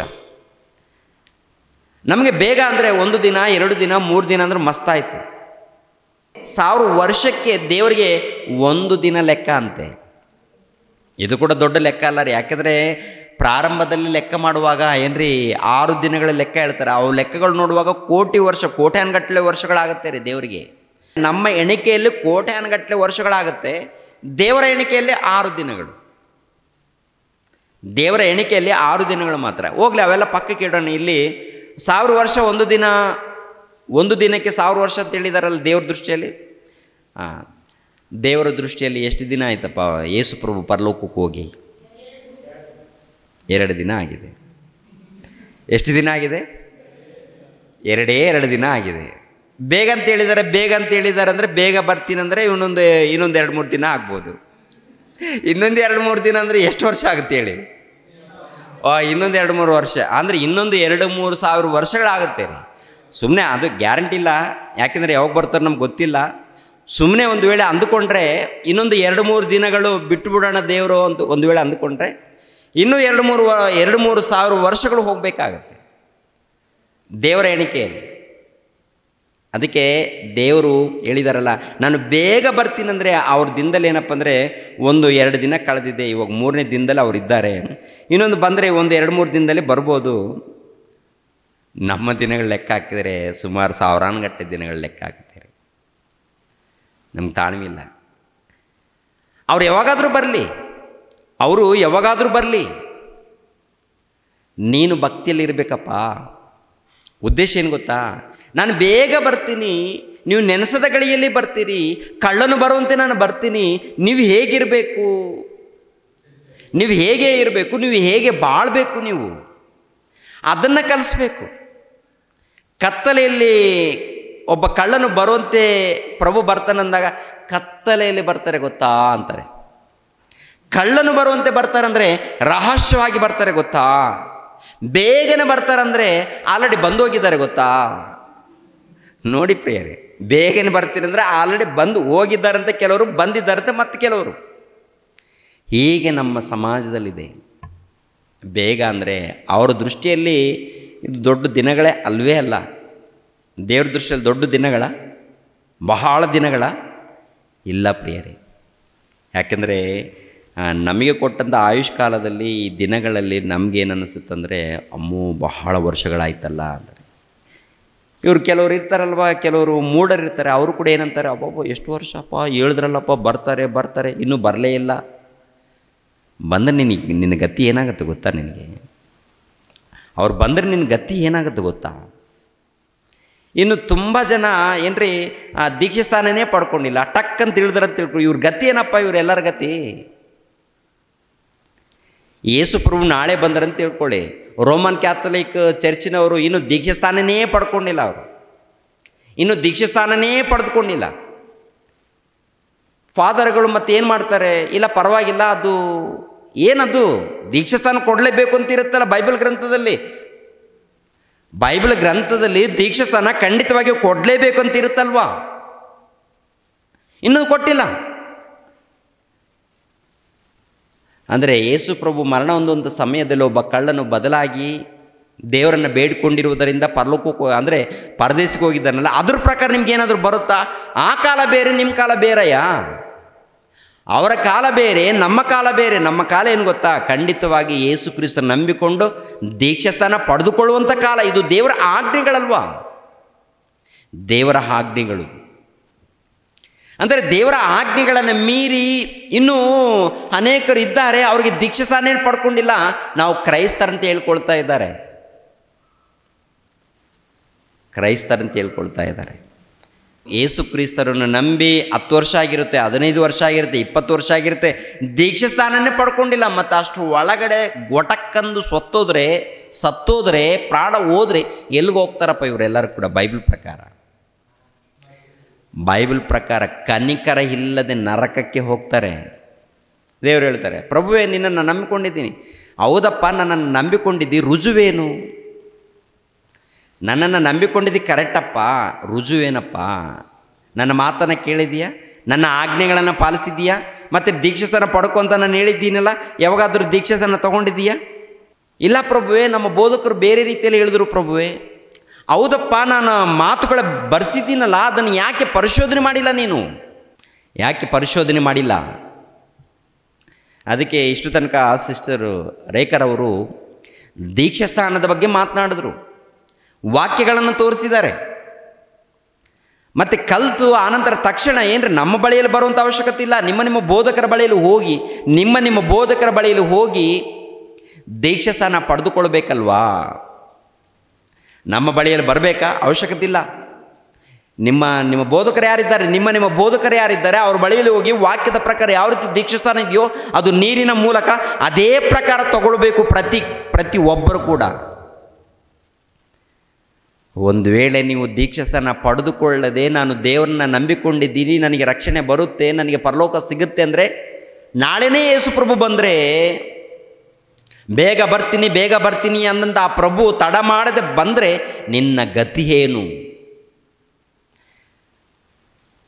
ನಮ್ಮ ಗತಿ ಏನು? ದೀಕ್ಷಾಸ್ಥಾನ ಪಡ್ಕೊಂಡವರು, ವಾಕ್ಯದ ಪ್ರಕಾರ ಜೀವಿಸುವವರು, ಅವರೆಲ್ಲರೂ ಪರಲೋಕಕ್ಕೆ ಹೋಗ್ತಾರೆ. ಇನ್ನು 2 ಮಾತಿಲ್ಲ. ಒಂದೇ ಕುಟುಂಬದಲ್ಲಿ ದೀಕ್ಷಾಸ್ಥಾನ ಪಡೆದುಕೊಳ್ಳದವರಿದ್ದಾರಲ್ಲ, ಒಂದೇ ಕುಟುಂಬದಲ್ಲಿ ಗಂಡನು ದೀಕ್ಷಾಸ್ಥಾನ ಪಡ್ಕೊಂಡ್ರೆ ಹೆಂಡತಿ ಪಡ್ಕೊಂಡಿಲ್ಲ, ಹೆಂಡತಿ ಪಡ್ಕೊಂಡ್ರೆ ಗಂಡನು ಪಡ್ಕೊಂಡಿಲ್ಲ, ಗಂಡ ಹೆಂಡತಿ ಪಡ್ಕೊಂಡ್ರೆ ಮಕ್ಕಳು ಪಡ್ಕೊಂಡಿಲ್ಲ, ಮಕ್ಕಳು ಪಡೆದುಕೊಂಡ್ರೆ ತಂದೆ ತಾಯಿಗಳು ಪಡ್ಕೊಂಡಿಲ್ಲ. ಹೀಗೆ ಇದ್ದಾಗ ಯೇಸು ಪ್ರಭು ಬಂದರೆ ಗತಿ ಏನು ಪ್ರಿಯರಾದ ದೇವರು ಮಕ್ಕಳಿರ? ಗತಿ ಏನಾಗುತ್ತೆ? ಏನಂತಾರೆ ಗೊತ್ತಾ? ಪ್ರಭುವೇ ನಾನು ನಿನ್ನನ್ನು ಕೊಂಡಾಡಿದ್ದೆ ಪ್ರಭುವೇ. ಹೌದಪ್ಪ, ದೀಕ್ಷಾಸ್ಥಾನ ಇಲ್ಲಿಪ್ಪ. ಪ್ರಭುವೇ, ನಿಮ್ಮ ಹೆಸರಿನಲ್ಲಿ ನಾನು ಬೋಧನೆ ಮಾಡಿದ್ದೀನಿ ಪ್ರಭುವೇ. ನಿಮ್ಮ ನಾಮದಲ್ಲಿ ನಾನು ದೆವ್ವಗಳನ್ನು ಬಿಡಿಸಿದ್ದೀನಿ ಪ್ರಭುವೇ. ನಿಮ್ಮ ನಾಮದಲ್ಲಿ ಅದ್ಭುತಗಳನ್ನು ಮಾಡಿದ್ದೀನಿ ಪ್ರಭುವೇ. ಹೌದಪ್ಪ, ಮೊದಲನೇ ಆಜ್ಞೆ ಪಾಲಿಸಿದೀಯಪ್ಪ. ಕೇಳಲ್ವ?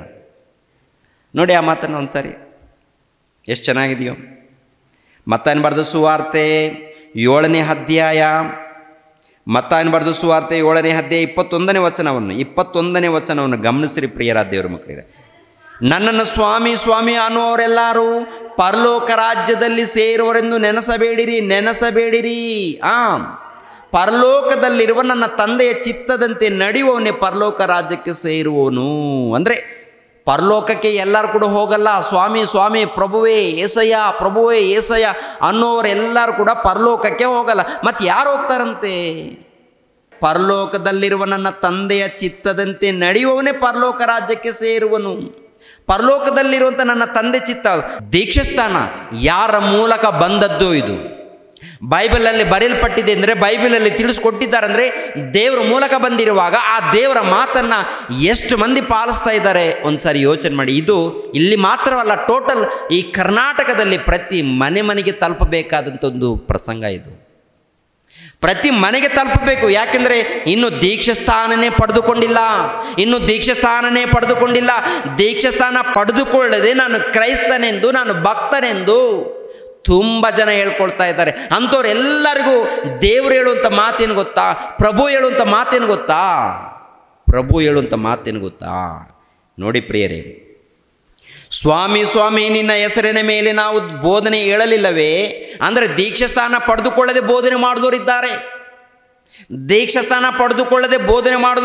ಮತ್ತು ಕೆಲವರು ನಿನ್ನ ಹೆಸರಿನ ಮೇಲೆ ದೆವ್ವಗಳನ್ನು ಬಿಡಿಸಲಿಲ್ಲವೇ? ಅಂದರೆ ಮೊಟ್ಟ ಮೊದಲು ದೇವರ ಆಜ್ಞೆಯನ್ನು ಪಾಲಿಸದೆ ದೆವ್ವಗಳನ್ನು ಬಿಡಿಸಿದ್ದೀವಿ ಅಂತ ಹೇಳ್ತಾ ಇದ್ದಾರೆ. ಪ್ರಭುವೇ, ನಿನ್ನ ಹೆಸರಿನ ಮೇಲೆ ನಾವು ದೆವ್ವಗಳನ್ನು ಬಿಡಿಸಿದ್ದೀವಿ, ಆಮೇಲೆ ನಿನ್ನ ಹೆಸರಿನ ಮೇಲೆ ಅನೇಕ ಮಹತ್ ಕಾರ್ಯಗಳನ್ನು ಮಾಡಲಿಲ್ಲವೇ ಎಂದು ಆ ದಿನದಲ್ಲಿ, ಅಂದರೆ ಎರಡನೇ ಆಗಮನದಲ್ಲಿ ಎಷ್ಟೋ ಜನರು ನನಗೆ ಹೇಳುವರು. ಆಗ ನಾನು ಅವರಿಗೆ, ನಾನೆಂದು ನಿಮ್ಮ ಗುರುತು ಕಾಣೆನು, ಧರ್ಮವನ್ನು ಮೀರಿ ನಡೆಯುವರೆ ನನ್ನಿಂದ ತೊಲಗಿರಿ. ಅಂದರೆ ಮೊಟ್ಟ ಮೊದಲು ದೀಕ್ಷಾಸ್ಥಾನವನ್ನು ಪಡೆದುಕೊಳ್ಳದ ನೀವು ನನ್ನ ಧರ್ಮವನ್ನು ಪಾಲಿಸಿದ್ದೀರಾ? ನನ್ನ ಆಜ್ಞೆಗಳನ್ನು ಪಾಲಿಸಿದ್ದೀರಾ? ನನ್ನ ಆಜ್ಞೆಗಳನ್ನೇ ಪಾಲಿಸಿಲ್ಲ ನೀವು. ನನ್ನ ಧರ್ಮವನ್ನು ಮೀರಿದವರು ಅಂತ ದೇವರು ಹೇಳುವಂಥ ಮಾತು, ಪ್ರಭು ಹೇಳುವಂಥ ಮಾತು. ಪ್ರಿಯರಾದ ದೇವರ ಮಕ್ಕಳಿರ, ಯಾರು ಹೇಳುವಂಥ ಮಾತು? ಪ್ರಭು ಹೇಳುವಂಥ ಮಾತು, ಪ್ರಪಂಚಕ್ಕೆ ಹೇಳುವಂಥ ಮಾತು. ಪ್ರಪಂಚ ದೇಶದಲ್ಲಿ ಪ್ರತಿಯೊಬ್ಬರು ತಿಳಿದುಕೊಳ್ಳಬೇಕಾದಂಥ ಒಂದು ಪ್ರಾಮುಖ್ಯವಾದಂಥ ಸಂಗತಿ ಇದು. ಪ್ರತಿಯೊಬ್ಬರಿಗೂ ಕೂಡ ಹೇಳುವಂಥ ಮಾತು.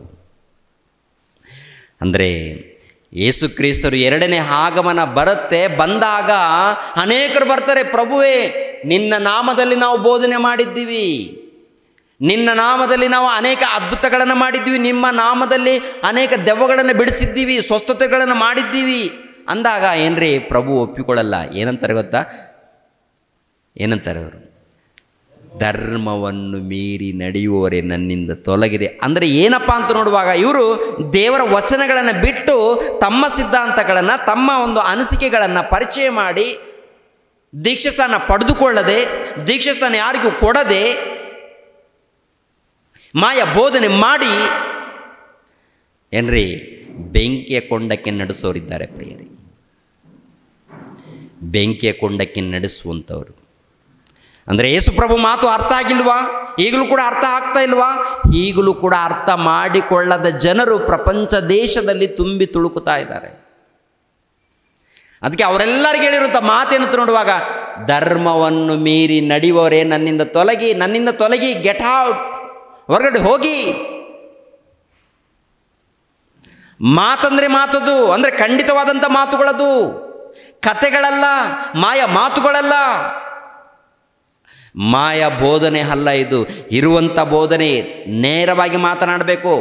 ಒಂದು ವೇಳೆ ತಪ್ಪಿದರೆ ನಾವು ಸರಿ ಮಾಡಿಕೊಳ್ಬೇಕು. ನಾವು ಈ ದಿನಗಳಲ್ಲಿ ನಮ್ಮ ಬದುಕಿನಲ್ಲಿ ತಪ್ಪಿದ್ರೆ ಆ ತಪ್ಪುಗಳನ್ನು ದೇವರ ಸನ್ನಿಧಿಯಲ್ಲಿ ಮೊಣಕಾಲೂರಿ, ತಂದೆ ನಾನು ತಪ್ಪು ಮಾಡಿದ್ದೀನಿ ತಂದೆ, ನಾನು ಇಷ್ಟು ದಿನ ಅರ್ಥ ಮಾಡಿಕೊಂಡಿಲ್ಲ, ನಾನು ತಪ್ಪು ಮಾಡಿದ್ದೀನಿ ತಂದೆ, ನನ್ನನ್ನು ಕ್ಷಮಿಸು ತಂದೆ, ನನ್ನನ್ನು ಕಾಪಾಡು ತಂದೆ, ನನ್ನನ್ನು ಕ್ಷಮಿಸು ತಂದೆ ಅಂತ ಹೇಳಿ ದೇವರ ಬಳಿಯಲ್ಲಿ ಮೊಣಕಾಲೂರಿ ಪ್ರಾರ್ಥನೆ ಮಾಡಿಕೊಳ್ಬೇಕು. ಈ ಜಗತ್ತಿನಲ್ಲಿರುವಂಥ ಪ್ರತಿಯೊಬ್ಬರು ಕೂಡ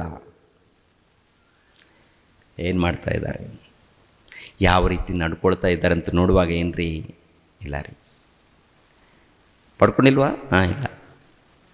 ಮತ್ತು ಹಾಡುಗಳು, ಪ್ರಭುವೆ ಬೇಗ ಬನ್ನಿ ಪ್ರಭುವೆ, ಬೇಗ ಬನ್ನಿ ಪ್ರಭು, ಬೇಗ ಬಂದರೆ ನಿನ್ನ ಗತಿ ಏನಪ್ಪ, ಬೇಗ ಬಂದರೆ ನಿನ್ನ ಗತಿ ಏನು, ನಿನ್ನ ಗತಿ ಏನು, ನಿನ್ನ ಬದುಕೇನು, ನಿನ್ನ ಗತಿಯೇನು? ಒಂದೇ ಒಂದು ಕ್ಷಣದಲ್ಲಿ ಬೆಂಕಿಯ ಕೊಂಡಕ್ಕೆ ಹೋಗಬೇಕಾಗುತ್ತೆ. ಅಲ್ಲಿ ಬಾಯಿ ಬಡ್ಕೊಳ್ಬೇಕಾಗತ್ತೆ, ಅಲ್ಲಿ ಗೋಳಾಡಬೇಕಾಗತ್ತೆ, ಅಲ್ಲಿ ನರಳಾಡಬೇಕಾಗತ್ತೆ. ಎಷ್ಟು ದಿನ? 1 ತಿಂಗಳ, 2 ತಿಂಗಳ, 1 ವರ್ಷನ, 10 ವರ್ಷನ? ಯುಗಗಳು ಅಲ್ಲಿ ಗೋಳಾಡಬೇಕಾಗುತ್ತೆ, ಯುಗಗಳು ಅಲ್ಲಿ ನರಳಾಡಬೇಕಾಗುತ್ತೆ. ಅಂಥ ಪರಿಸ್ಥಿತಿ ಇದೆ, ಅಂಥ ಭಯಂಕರವಾದಂಥ ನರಳಾಟ ಇದೆ. ಅದಕ್ಕೆ ಸ್ವಲ್ಪ ಜನರನ್ನಾದರೂ ಕಾಪಾಡೋಣ ಅಂತೇಳಿ ದೇವರು, ಪ್ರಿಯರ ದೇವ್ರ ಮಕ್ಕಳಿರ, ದೀರ್ಘ ಶಾಂತಿಯಿಂದ ಇದ್ದಾನಂತೆ. ನೋಡಿ ಒಂದು ಸಾರಿ 2ನೇ ಪೇತ್ರನ ಬರೆದ ಪತ್ರಿಕೆ 3ನೇ ಅಧ್ಯಾಯ, ಪೇತ್ರನ ಬರೆದ 2ನೇ ಪತ್ರಿಕೆ 3ನೇ ಅಧ್ಯಾಯ 9ನೇ ವಚನ. ನೋಡಿ, ದೇವರು ಎಷ್ಟು ಪ್ರೀತಿ ಸ್ವರೂಪನು, ಕರುಣಾ ಸಾಗರನು, ಮಮತೆಯುಳ್ಳಾತನು. ಒಂದ್ಸಾರಿ ಗಮನಿಸಿರಿ ಪ್ರಿಯರಾದ ದೇವರ ಮಕ್ಕಳಿರ. ಕರ್ತನು ತನ್ನ ವಾಗ್ದಾನವನ್ನು ನೆರವೇರಿಸುವುದಕ್ಕೆ ತಡ ಮಾಡುತ್ತಾನೆಂಬುದಾಗಿ ಕೆಲವರು ಅರ್ಥ ಮಾಡಿಕೊಳ್ಳುವ ಪ್ರಕಾರ ಆತನು ತಡ ಮಾಡುವವನಲ್ಲ, ಆತನು ತಡ ಮಾಡುವವನು ಅಲ್ವೇ ಅಲ್ಲ, ತಡ ಮಾಡುವವನಲ್ಲ ಆತನು. ಕೆಲಸದಲ್ಲೇ ಆಗಿರ್ಬೋದು, ದಿನಗಳಲ್ಲೇ ಆಗಿರ್ಬೋದು, ಸಮಯದಲ್ಲೇ ಆಗಿರ್ಬೋದು, ನಂಬರ್ 1 ಪರ್ಫೆಕ್ಟ್ ಅಂದರೆ ದೇವರು. ತಡ ಮಾಡುವವನಲ್ಲ.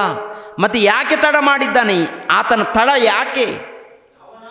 ಯಾವನಾದರೂ ನಾಶವಾಗುವುದರಲ್ಲಿ ಆತನು ಇಷ್ಟಪಡದೆ ಎಲ್ಲರೂ ತನ್ನ ಕಡೆಗೆ ತಿರುಗಿಕೊಳ್ಳಬೇಕೆಂದು ಅಪೇಕ್ಷಿಸುವವನಾಗಿದ್ದು ನಿಮ್ಮ ವಿಷಯದಲ್ಲಿ ದೀರ್ಘ ಶಾಂತಿಯುಳ್ಳವನಾಗಿದ್ದಾನೆ. ದೀರ್ಘ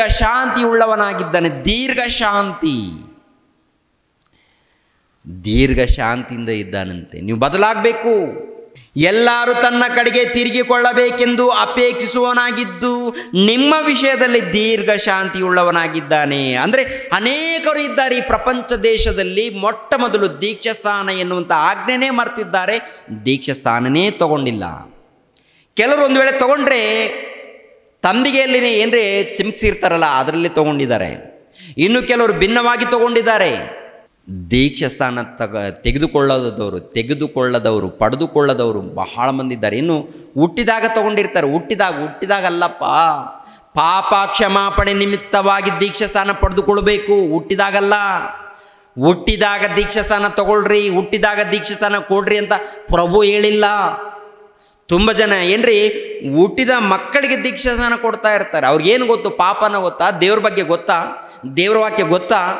ಪಾಪ ಏನಂತದ್ದು ಗೊತ್ತಾ? ಪುಣ್ಯವೇನಂತದ್ದು ಗೊತ್ತಾ? ಯಾವುದು ಗೊತ್ತಿಲ್ಲ. ಯಾವುದು ಗೊತ್ತಿಲ್ಲದೆ ಆ ಮಕ್ಕಳಿಗೆ ದೀಕ್ಷಾಸ್ಥಾನ ಕೊಟ್ಟರೆ ಅದು ಸರಿನಾ? ದೇವರು ಮೆಚ್ಚುತ್ತಾರಾ? ಪಾಪ ಕ್ಷಮಾಪಣೆ ನಿಮಿತ್ತವಾಗಿ ದೀಕ್ಷಾಸ್ಥಾನವನ್ನು ಪಡ್ಕೊಳ್ಬೇಕು ಅಂತಿರುತ್ತೆ. ಎಲ್ಲಿರುತ್ತೆ ಆ ಮಾತು ಅಂತ ನೋಡುವಾಗ ಅಪೋಸ್ತಲರ ಕೃತ್ಯಗಳು 2ನೇ ಅಧ್ಯಾಯ 36ನೇ ವಚನ, ಇಲ್ಲ 37ನೇ ವಚನವನ್ನು. ಅಪೋಸ್ತಲರ ಕೃತ್ಯಗಳು 2ನೇ ಅಧ್ಯಾಯ 37ನೇ ವಚನ. 37.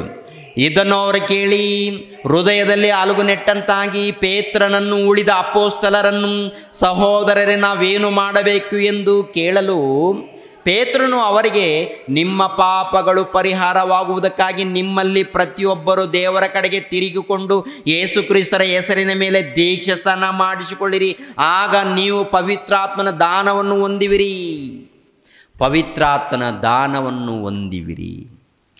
ಏನ್ರಿ, 1ನೇ ಶತಮಾನದಲ್ಲಿ ಅಲ್ಲಿ ಕೆಲವರು ಇದ್ದಾರೆ, ಯಹೂದ್ಯರಿದ್ದಾರೆ ಪ್ರೇರೆ. ಈ ಯಹೂದ್ಯರು ಅಪೋಸ್ತಲರಾಗಿರುವಂಥ ಭಕ್ತರ ಮೂಲಕ ವಾಕ್ಯಗಳನ್ನು ತಿಳ್ಕೊಂಡು ಅಲ್ಲಿ ಪೇತ್ರನ ಕೇಳ್ತಾರೆ, ಸಹೋದರರು ನಾವೇನು ಮಾಡಬೇಕು? ನಾವೇನಯ್ಯ ಮಾಡಬೇಕು? ಇವಾಗ ನಾವೇನು ಮಾಡಬೇಕು ಹೇಳಿ? ನೀವೇನು ಹೇಳಿದ್ರು ಕೂಡ ನಾವು ರೆಡಿ ಇದ್ದೀವಿ, ಏನು ಮಾಡಬೇಕು ಹೇಳಿ? ನಿಮ್ಮ ಪಾಪಗಳನ್ನು ತೊಳ್ಕೊಳ್ಬೇಕಾದ್ರೆ ಮೊಟ್ಟ ಮೊದಲು ದೀಕ್ಷಾಸ್ಥಾನ ಪಡ್ಕೊಳ್ಬೇಕು ಅಂತ ಹೇಳ್ತಾರೆ ಪೇತ್ರನು. ಮತ್ತು ಈ ಮಾತು ಪ್ರಪಂಚಕ್ಕೆ ಅರ್ಥ ಆಗಿಲ್ವಾ? ಅಂದರೆ ದೀಕ್ಷಾಸ್ಥಾನ ಪಡೆದುಕೊಳ್ಬೇಕು ಎನ್ನುವಂಥ ಮಾತು ಪ್ರಪಂಚಕ್ಕೆ ಅರ್ಥ ಆಗಿಲ್ವಾ? ಬೋಧಕರಿಗೆ ಅರ್ಥ ಆಗಿಲ್ವಾ? ಇನ್ನೂ ಕೂಡ ದೀಕ್ಷಾಸ್ಥಾನ ಕೊಡದೆ ಹಾಗೆ ಇದ್ದಾರಲ್ಲ, ಇವ್ರಿಗೆ ಯಾರಿಗೂ ಅರ್ಥ ಆಗಿಲ್ವಾ? ವಿಶ್ವಾಸಿಗಳಿಗೂ ಅರ್ಥ ಆಗ್ತಾ ಇಲ್ವಾ? ಲಾಕ್ ಮಾಡಿದ್ದಾರೆ. ಬೇರೆಯವ್ರ ಬೋಧನೆ ಕೇಳಬಾರ್ದು, ಯಾರ ಬೋಧನೆ ಕೇಳಬಾರ್ದು ನೀವು ಅಂತೇಳಿ ಲಾಕ್ ಮಾಡಿದ್ದಾರೆ. ಅವ್ರ ಗತಿಯೇನು? ಸತ್ತ ಮೇಲೆ ಅವರ ಗತಿಯೇನು? ದೇವ್ರು ಬರೆಸಿದ್ದಾರೆ. ಮತ್ತೆ ಕರೆಕ್ಟಾಗಿ ಹೇಳ್ಬೇಕಾ? ನ್ಯಾಯವಾಗಿ ಹೇಳಬೇಕು. ಹೇಳದೆ ಹೋದರೆ ಯಾರು ಮೋಸ ಹೋಗ್ತಾರೆ? ಬೋಧಕರು ಮೋಸ ಹೋಗ್ತಾರೆ. ಅದೇ ಪ್ರಕಾರ ವಿಶ್ವಾಸಿಗಳು ಕೂಡ ಮೋಸ ಹೋಗ್ತಾರೆ. ಅಲ್ಲಿದ್ದಂಥ ಪ್ರಜೆಗಳು ಬಂದು, ಅಯ್ಯ ನಾವೇನು ಮಾಡ್ಬೇಕು ಕೇಳಿ?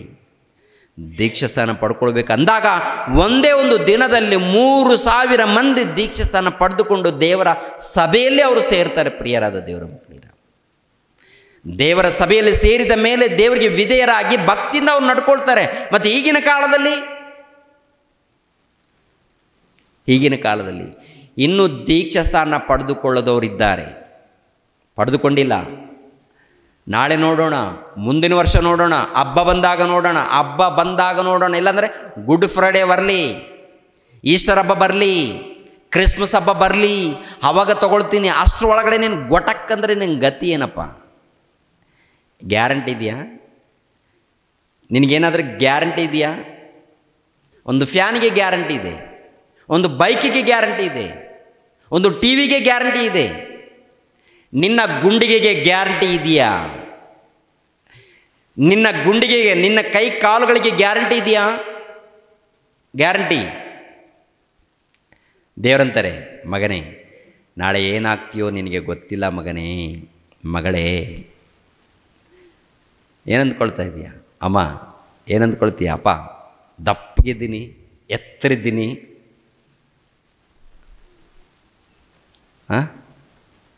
ನನ್ನ ಮೈ ತುಂಬ ಗಟ್ಟು ಮುಟ್ಟಾಗಿದೆ, ಪ್ರತಿನಿತ್ಯ ಕೂಡ ಮಟನ್ ಅದು ತಿಂತಾಯಿದ್ದೀನಿ.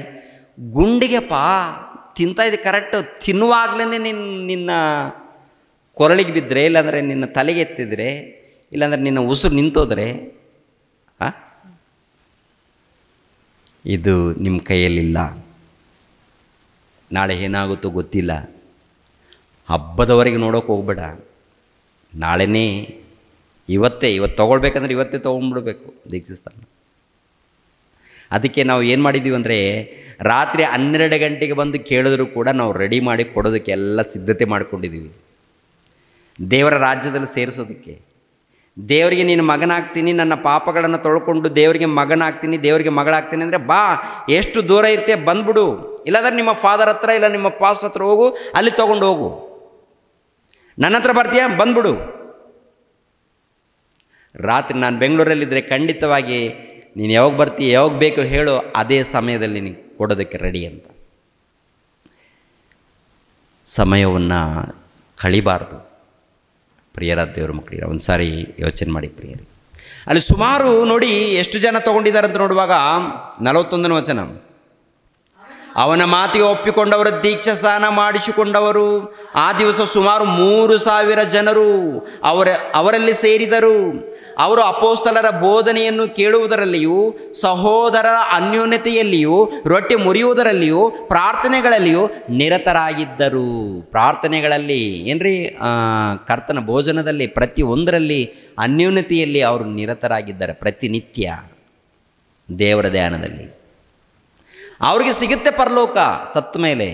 ಮತ್ತು ನಮಗೆ, ನಾನು ಪುರಾತನ ಕಾಲದಿಂದ ಕ್ರೈಸ್ತನಪ್ಪ, ನಾನು ಹುಟ್ಟಿದಂದಿನಿಂದ ಕ್ರೈಸ್ತನಪ್ಪ. ಹೌದಪ್ಪ, ನಿನ್ನ ದೀಕ್ಷಾಸ್ಥಾನ ಎಲ್ಲಪ್ಪ ಅಂತ ಕೇಳ್ತಾರೆ ದೇವರು. ಮೊದಲನೇದಾಗಿ ದೀಕ್ಷಾಸ್ಥಾನ ಪಡೆದುಕೊಂಡ ಮೇಲೆ ವಾಕ್ಯದ ಪ್ರಕಾರ ಭಕ್ತಿ ಇರಬೇಕು, ಅನ್ಯೋನ್ಯತೆ ಸಹವಾಸ ಇರಬೇಕು, ಪ್ರೀತಿ ಇರಬೇಕು, ದೇವರ ಸೇವೆ ಇರಬೇಕು, ದೇವರ ಕೆಲಸ ಇರಬೇಕು, ಪ್ರಾರ್ಥನೆಗಳೆಲ್ಲ ಇರಬೇಕು ನಿನ್ನಲ್ಲಿ.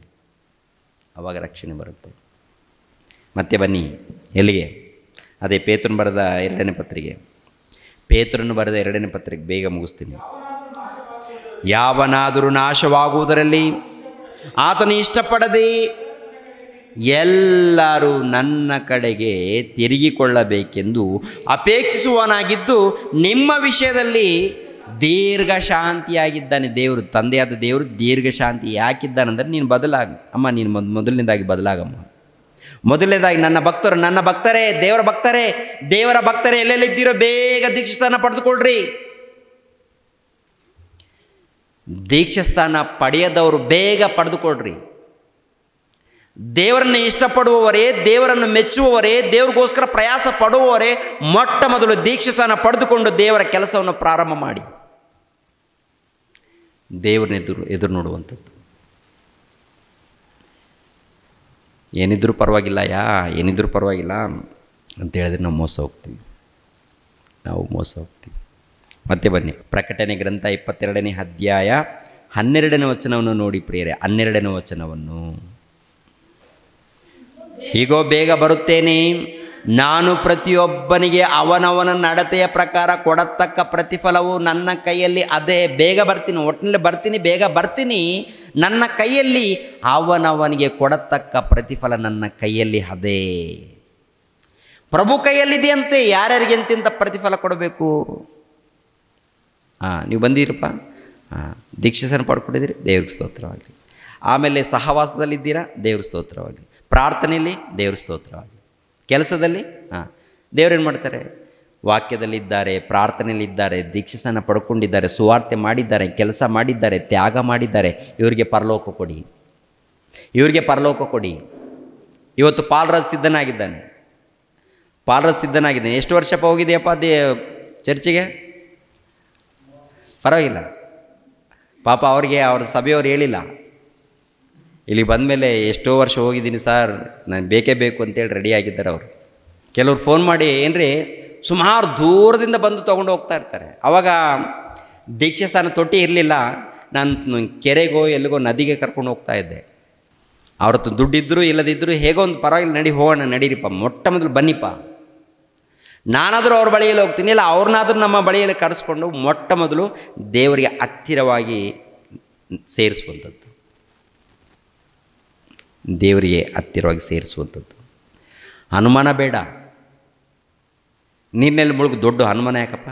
ನೀರಿನಲ್ಲಿ ಏನು ಮಾಡ್ತೀವಿ? ಅಲ್ಲಿ ಏನೂ ಇಲ್ಲ. ನಿನ್ನನ್ನು ದೇವ್ರಿಗೆ ಒಪ್ಪಿಸ್ತೀವಿ. ಮತ್ತು ನೀನು ಅಲ್ಲಿ ಪ್ರಮಾಣ ಮಾಡಿ ದೇವ್ರಿಗೋಸ್ಕರ ಬದುಕ್ತೀನಿ ಅಂತೇಳಿ ಸಿದ್ಧನಾಗಿ ಪ್ರಮಾಣ ಮಾಡಿ ದೀಕ್ಷೆಯನ್ನು ತೊಗೊಳ್ಬೇಕಷ್ಟೇ. ಇಂದಿನಿಂದ ನೀನು ದೇವರ ಮಗಳಾಗಿ, ದೇವರಿಗೆ ಮಗನಾಗಿ ಸಿದ್ಧನಾಗಿ, ಅಂದರೆ ಜೀವಿಸ್ತೀನಿ ಅಂತೇಳಿ ಪ್ರಮಾಣ ಮಾಡುವಂಥದ್ದು. ಏನಿದೆ ಇಲ್ಲಿ 12ನೇ ವಚನ, ಈಗೋ ಬೇಗ ಬರುತ್ತೇನೆ, ನಾನು ಪ್ರತಿಯೊಬ್ಬನಿಗೆ ಅವನವನ ನಡತೆಯ ಪ್ರಕಾರ ಕೊಡತಕ್ಕ ಪ್ರತಿಫಲವು ನನ್ನ ಕೈಯಲ್ಲಿ ಅದೇ. ನಾನೇ ಆದಿಯೂ ಅಂತ್ಯವು. ನಾನೇ ಆದಿಯೂ ಅಂತ್ಯವು ಅಂದರೆ ಇದು ಕೂಡ ಗೊತ್ತಾಗಿಲ್ಲ ಯಾರಿಗೂ ವಚನ. ನಾನೇ ಆದಿಯೂ ಅಂತ್ಯವು ಅಂದರೆ ಎಲ್ಲ ಇವರೇ ಅಂದ್ಕೊಳ್ತಾರೆ. ಅಂದರೆ ನಾನೇ ಆದಿ ಅಂದರೆ ಈ ಜಗತ್ತು ಉಂಟಾಗೋದಕ್ಕೆ ಆದಿ ಅವರೇ, ಅಂದರೆ ಅವ್ರ ಮೂಲಕನೇ ಜಗತ್ತು ಪ್ರಾರಂಭವಾಗಿದೆ. ಅಂತ್ಯವು ಅಂದರೆ ಅವರ ಮೂಲಕ ನಾಶವಾಗುತ್ತೆ, ಅಂದರೆ ಯೇಸು ಪ್ರಭು ಮೂಲಕ ನಾಶವಾಗುತ್ತೆ. ನಾನೇ ಆದಿಯು, ಈ ಜಗತ್ತು ಉಂಟಾಗೋದಕ್ಕೆ ನಾನೇ ಆದಿಯು, ಈ ಜಗತ್ತು ನಾಶವಾಗೋದಕ್ಕೆ ನಾನೇ ಅಂತ್ಯವು. ಮೊದಲನೆಯವನು ಕಡೆಯವನು, ಪ್ರಾರಂಭವೂ ಸಮಾಪ್ತಿಯೂ ಆಗಿದ್ದೇನೆ.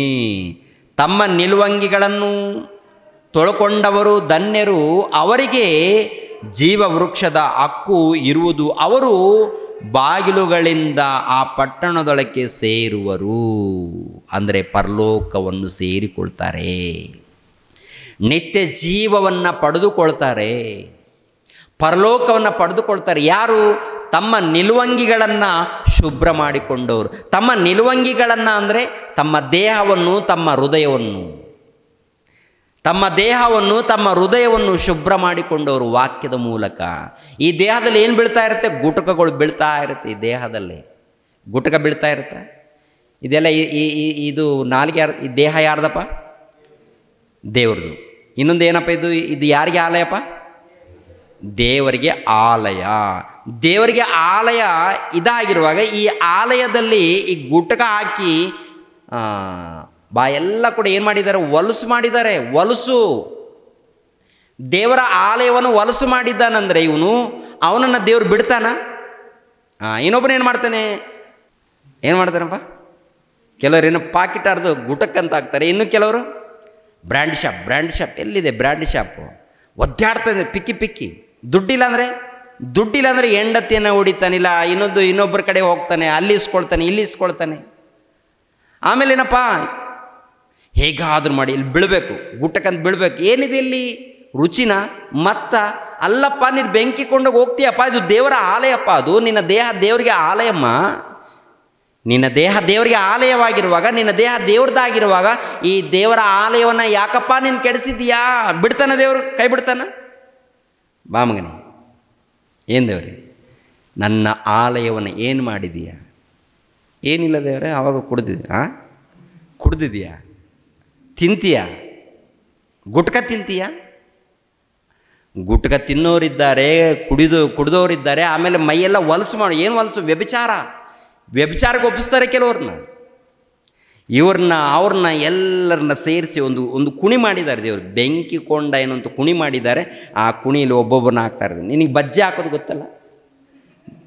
ಮೆಣಸಿನಕಾಯಿ ಬಜ್ಜಿ ಹಾಕೋದು ಗೊತ್ತಾ? ಮೊಟ್ಟೆ ಬಜ್ಜಿ ಹಾಕೋದು ಗೊತ್ತಾ? ಮೊಟ್ಟೆ ಬಜ್ಜಿಗಳು ಹಾಕೋದು, ಮೆಣಸಿನಕಾಯಿ ಬಜ್ಜಿಗಳು ಹಾಕೋದು ನಿನಗೆ ಗೊತ್ತು. ದೇವರೇನೇನು ಮಾಡ್ತಾರೆ? ಠಕ್ ಒಬ್ಬವನ ಆಗ್ತಾ ಇದ್ರೆ ಅಯ್ಯೋ ಉರಿ ಉರಿ ಉರಿ ಬಾಯ್ ಬಡ್ಕೊಂಡ್ರು ಕೂಡ ಅಲ್ಲಿ ನಿನ್ನನ್ನು ಕಾಪಾಡೋರು ಯಾರಿಲ್ಲ. ಅದನ್ನು ತಪ್ಪಿಸ್ಕೊಳ್ಳೋದಕ್ಕೇ ಪ್ರಭು ಬಂದಿದ್ದಾರೆ. ಅದನ್ನು ತಪ್ಪಿಸೋದಕ್ಕೇ ಮಗನೇ ಮಗಳೇ ನನ್ನ ಮಾತು ಕೇಳು. ನಿನ್ನ ಮಾತು ಕೇಳಿದ್ರೆ ನಿಮ್ಮ ಮತದಲ್ಲಿ ಸೇರಿಸ್ಕೊಳ್ತೀರಲ್ಲ ಪ್ರಭೆ. ನಿನ್ನ ಮತ ತಗೊಂಡು ನಾನೇನು ಮಾಡಲಿ? ನಿನ್ನ ಕುಲ ತಗೊಂಡು ನಾನೇನು ಮಾಡಲಿಪ್ಪ? ಯಾರು ಹೇಳಿದ್ರು? ನಿಮ್ಮ ಸ್ನೇಹಿತ ಹೇಳ್ದ ಅವನು ದೊಡ್ಡ ಕಳ್ಳ, ಅವನು ನಿಮ್ಮ ಗುರು ಹೇಳ್ದ ಅವನು ದೊಡ್ಡ ಕಳ್ಳ. ನನ್ನ ಮಗ, ನನ್ನ ಮಗಳು ನಿನ್ನನ್ನು ಬದಲಾವಣೆ ಮಾಡಬೇಕು, ನನ್ನ ಬಳಿಗೆ ಸೇರಿಸ್ಬೇಕು. ನನ್ನ ಮಗನಲ್ವಾ, ನಾನು ಎತ್ತಿದ್ದೀನಿ, ನಿನ್ಗೆ ಗೊತ್ತಿಲ್ಲ. ನಾನೇ ನಿನ್ನನ್ನು ಎತ್ತಿದ್ದೀನಿ, ನಾನೇ ನಿನ್ನನ್ನು ಪಡೆದಿದ್ದೀನಿ. ನಿನ್ನನ್ನು ಕಾಪಾಡಿಕೊಳ್ಳೋದಕ್ಕೆ ನಾನು ಪ್ರಯತ್ನ ಮಾಡುವಾಗ ಏನೇನೋ ಮಾತಾಡ್ತೀಯಲ್ಲಪ್ಪ ಹುಚ್ಚುಚ್ಚಾಗಿ. ಹುಚ್ಚಮ್ಮ ಯಾಕೆ ಬೇಕಮ್ಮ? ಬೇಡ, ಅವೆಲ್ಲ ಬಿಟ್ಟು ನನ್ನ ಬಳಿ ಬನ್ನಿ ಅಂತ ದೇವ್ರು ಕರೆದರೆ ನಾವು ಬರ್ತಾ ಇದ್ದೀವ? ಬಂದು ಭಕ್ತಿಯಿಂದ ನಮ್ಮ ಬದುಕು ಒಪ್ಪಿಸ್ಬೇಕು ಪ್ರಿಯರೇ. ಅಂದ್ರೆ ಪ್ರಿಯರ ದೇವ್ರ ಮಕ್ಕಳಿರ ಕೇಳೋ ಸ್ಥಿತಿಯಲ್ಲಿ ಜನ ಇಲ್ಲ. ಕೇಳದು ಹೋದರೆ ದೇವರು ಬಿಡಲ್ಲ. ನಮ್ಮ ಬದುಕುಗಳು ಬದಲಾಗಬೇಕು. ದೇವರ ಸೇವಕರು ಅನ್ನೋರು ಕೂಡ ಬದಲಾಗಬೇಕು. ದೇವರು ಯಾರನ್ನ ಬಿಡಲ್ಲ. ದೇವರ ಸೇವಕರು ಬದಲಾಗಬೇಕು. ವಾಕ್ಯದ ಪ್ರಕಾರ ಬದಲಾಗಬೇಕು. ವಿಶ್ವಾಸಿಗಳು ಬದಲಾಗಬೇಕು. ಪ್ರತಿ ಮನುಷ್ಯರು ಬದಲಾಗಬೇಕು. ಅದು ದೇವರ ಬೋಧನೆ. ಅದಕ್ಕೆ ಯೇಸು ಕ್ರಿಸ್ತರ ತ್ಯಾಗ, ಅದಕ್ಕೆ ಯೇಸು ಕ್ರಿಸ್ತರ ಪ್ರಾಣ ತ್ಯಾಗ. ನಿಮಗೋಸ್ಕರ ಜಾಗೃತಿ ಪಡಿ. ದೇವ್ರಿಗೋಸ್ಕರ ಕೊಟ್ಬಿಡಿ ನಿಮ್ಮ ದೇಹವನ್ನಷ್ಟೇ. ಒಳ್ಳೆ ಊಟ ಮಾಡಿ ಕೊಟ್ಬಿಡಿ ಅಂದರೆ ಒಳ್ಳೆ ಊಟ ಮಾಡಬೇಡಿ ಅಂತೇಳಿಲ್ಲ. ಹೊಟ್ಟೆ ತುಂಬ ಊಟ ಮಾಡಿ, ಒಳ್ಳೆ ವಸ್ತ್ರಗಳನ್ನು ಧರಿಸ್ಕೊಳ್ಳಿ. ಪ್ರಾರ್ಥನೆ, ಭಕ್ತಿ, ಒಳ್ಳೆಯದು ಇದ್ದರೆ ಪರಲೋಕ ಸಿಗುತ್ತೆ. ಮೊಟ್ಟ ಮೊದಲು ದೀಕ್ಷೆ ಸ್ಥಾನ ಪಡೆದುಕೊಂಡು ಜಾಗಬೇಕು. ನಿಲುವಂಗಿಗಳನ್ನಂದರೆ ನಮ್ಮ ದೇಹವನ್ನು, ನಮ್ಮ ಆತ್ಮವನ್ನು ಶುಭ್ರ ಮಾಡಿಕೊಂಡು ದೇವ್ರಿಗೋಸ್ಕರ ಸಿದ್ಧರಾಗಬೇಕು. ಆವಾಗ ಯಾವಾಗಾದರೂ ಬರಲಿ ಪ್ರಭು, ಯಾವಾಗಾದರೂ ಬರಲಿ. ಬೇಗ ಬರ್ತೀನಿ ಅಂತ ಹೇಳಿದಾರಲ್ಲ, ಯಾವಾಗಾದರೂ ಬರಲಿ. ನಾವು ಭಕ್ತಿಯಿಂದ ಇರೋಣ, ಜೀವಿಸೋಣ. ಒಂದು ವೇಳೆ ಪ್ರಾಣ ಹೋದರೆ ದೇವದೂತರು ಬಂದು ನಮ್ಮನ್ನು ಸೀದಾ ಪರದೇಶಿಗೆ ಕರ್ಕೊಂಡು ಹೋಗ್ತಾರೆ. ಇಷ್ಟು ಹೇಳಿದ್ರು ಕೇಳದು ಹೋದರೆ, ಸತ್ತೋದರೆ ಒಂದೇ ಒಂದು ಕ್ಷಣದಲ್ಲಿ ಬೆಂಕಿಯ ಕೊಂಡಕ್ಕೆ ಹೋಗಬೇಕಾಗತ್ತೆ. ಜಾಗ್ರತೆ. ದೇವರು ನಿಮ್ಮನ್ನು ನನ್ನನ್ನು ಆಶೀರ್ವದಿಸಲಿ. ರಕ್ಷಕನಾದ ಯೇಸು ಕ್ರಿಸ್ತರ ನಾಮದಲ್ಲಿ ಆತ್ಮೀಯರೆಲ್ಲರಿಗೂ ಹೃತ್ಪೂರ್ವಕ ವಂದನೆಗಳನ್ನು ತಿಳಿಸ್ತಾ ಇದ್ದೇನೆ. ದೇವರ ಸೇವೆ ನಿಮಿತ್ತವಾಗಿ ಪ್ರಾರ್ಥಿಸಿರಿ ಹಾಗೂ ದೇವರ ಸೇವೆಯಲ್ಲಿ ಭಾಗಿಗಳು ಆಗಿ. ಪ್ರತಿಯೊಬ್ಬನು ತನ್ನ ಹೃದಯದಲ್ಲಿ ನಿರ್ಣಯಿಸಿಕೊಂಡ ಪ್ರಕಾರ ಕೊಡಲಿ. ದುಃಖದಿಂದಾಗಲಿ ಬಲಾತ್ಕಾರದಿಂದಾಗಲಿ ಯಾರೂ ಕೊಡಬಾರದು. ಯಾಕೆಂದರೆ ಸಂತೋಷವಾಗಿ ಕೊಡುವವನ ಮೇಲೆ ದೇವರಿಗೆ ಪ್ರೀತಿಯುಂಟು. 2 ಕೊರಿಂಥದವರಿಗೆ ಬರೆದ ಪತ್ರಿಕೆ 9ನೇ ಅಧ್ಯಾಯ 7ನೇ ವಚನ.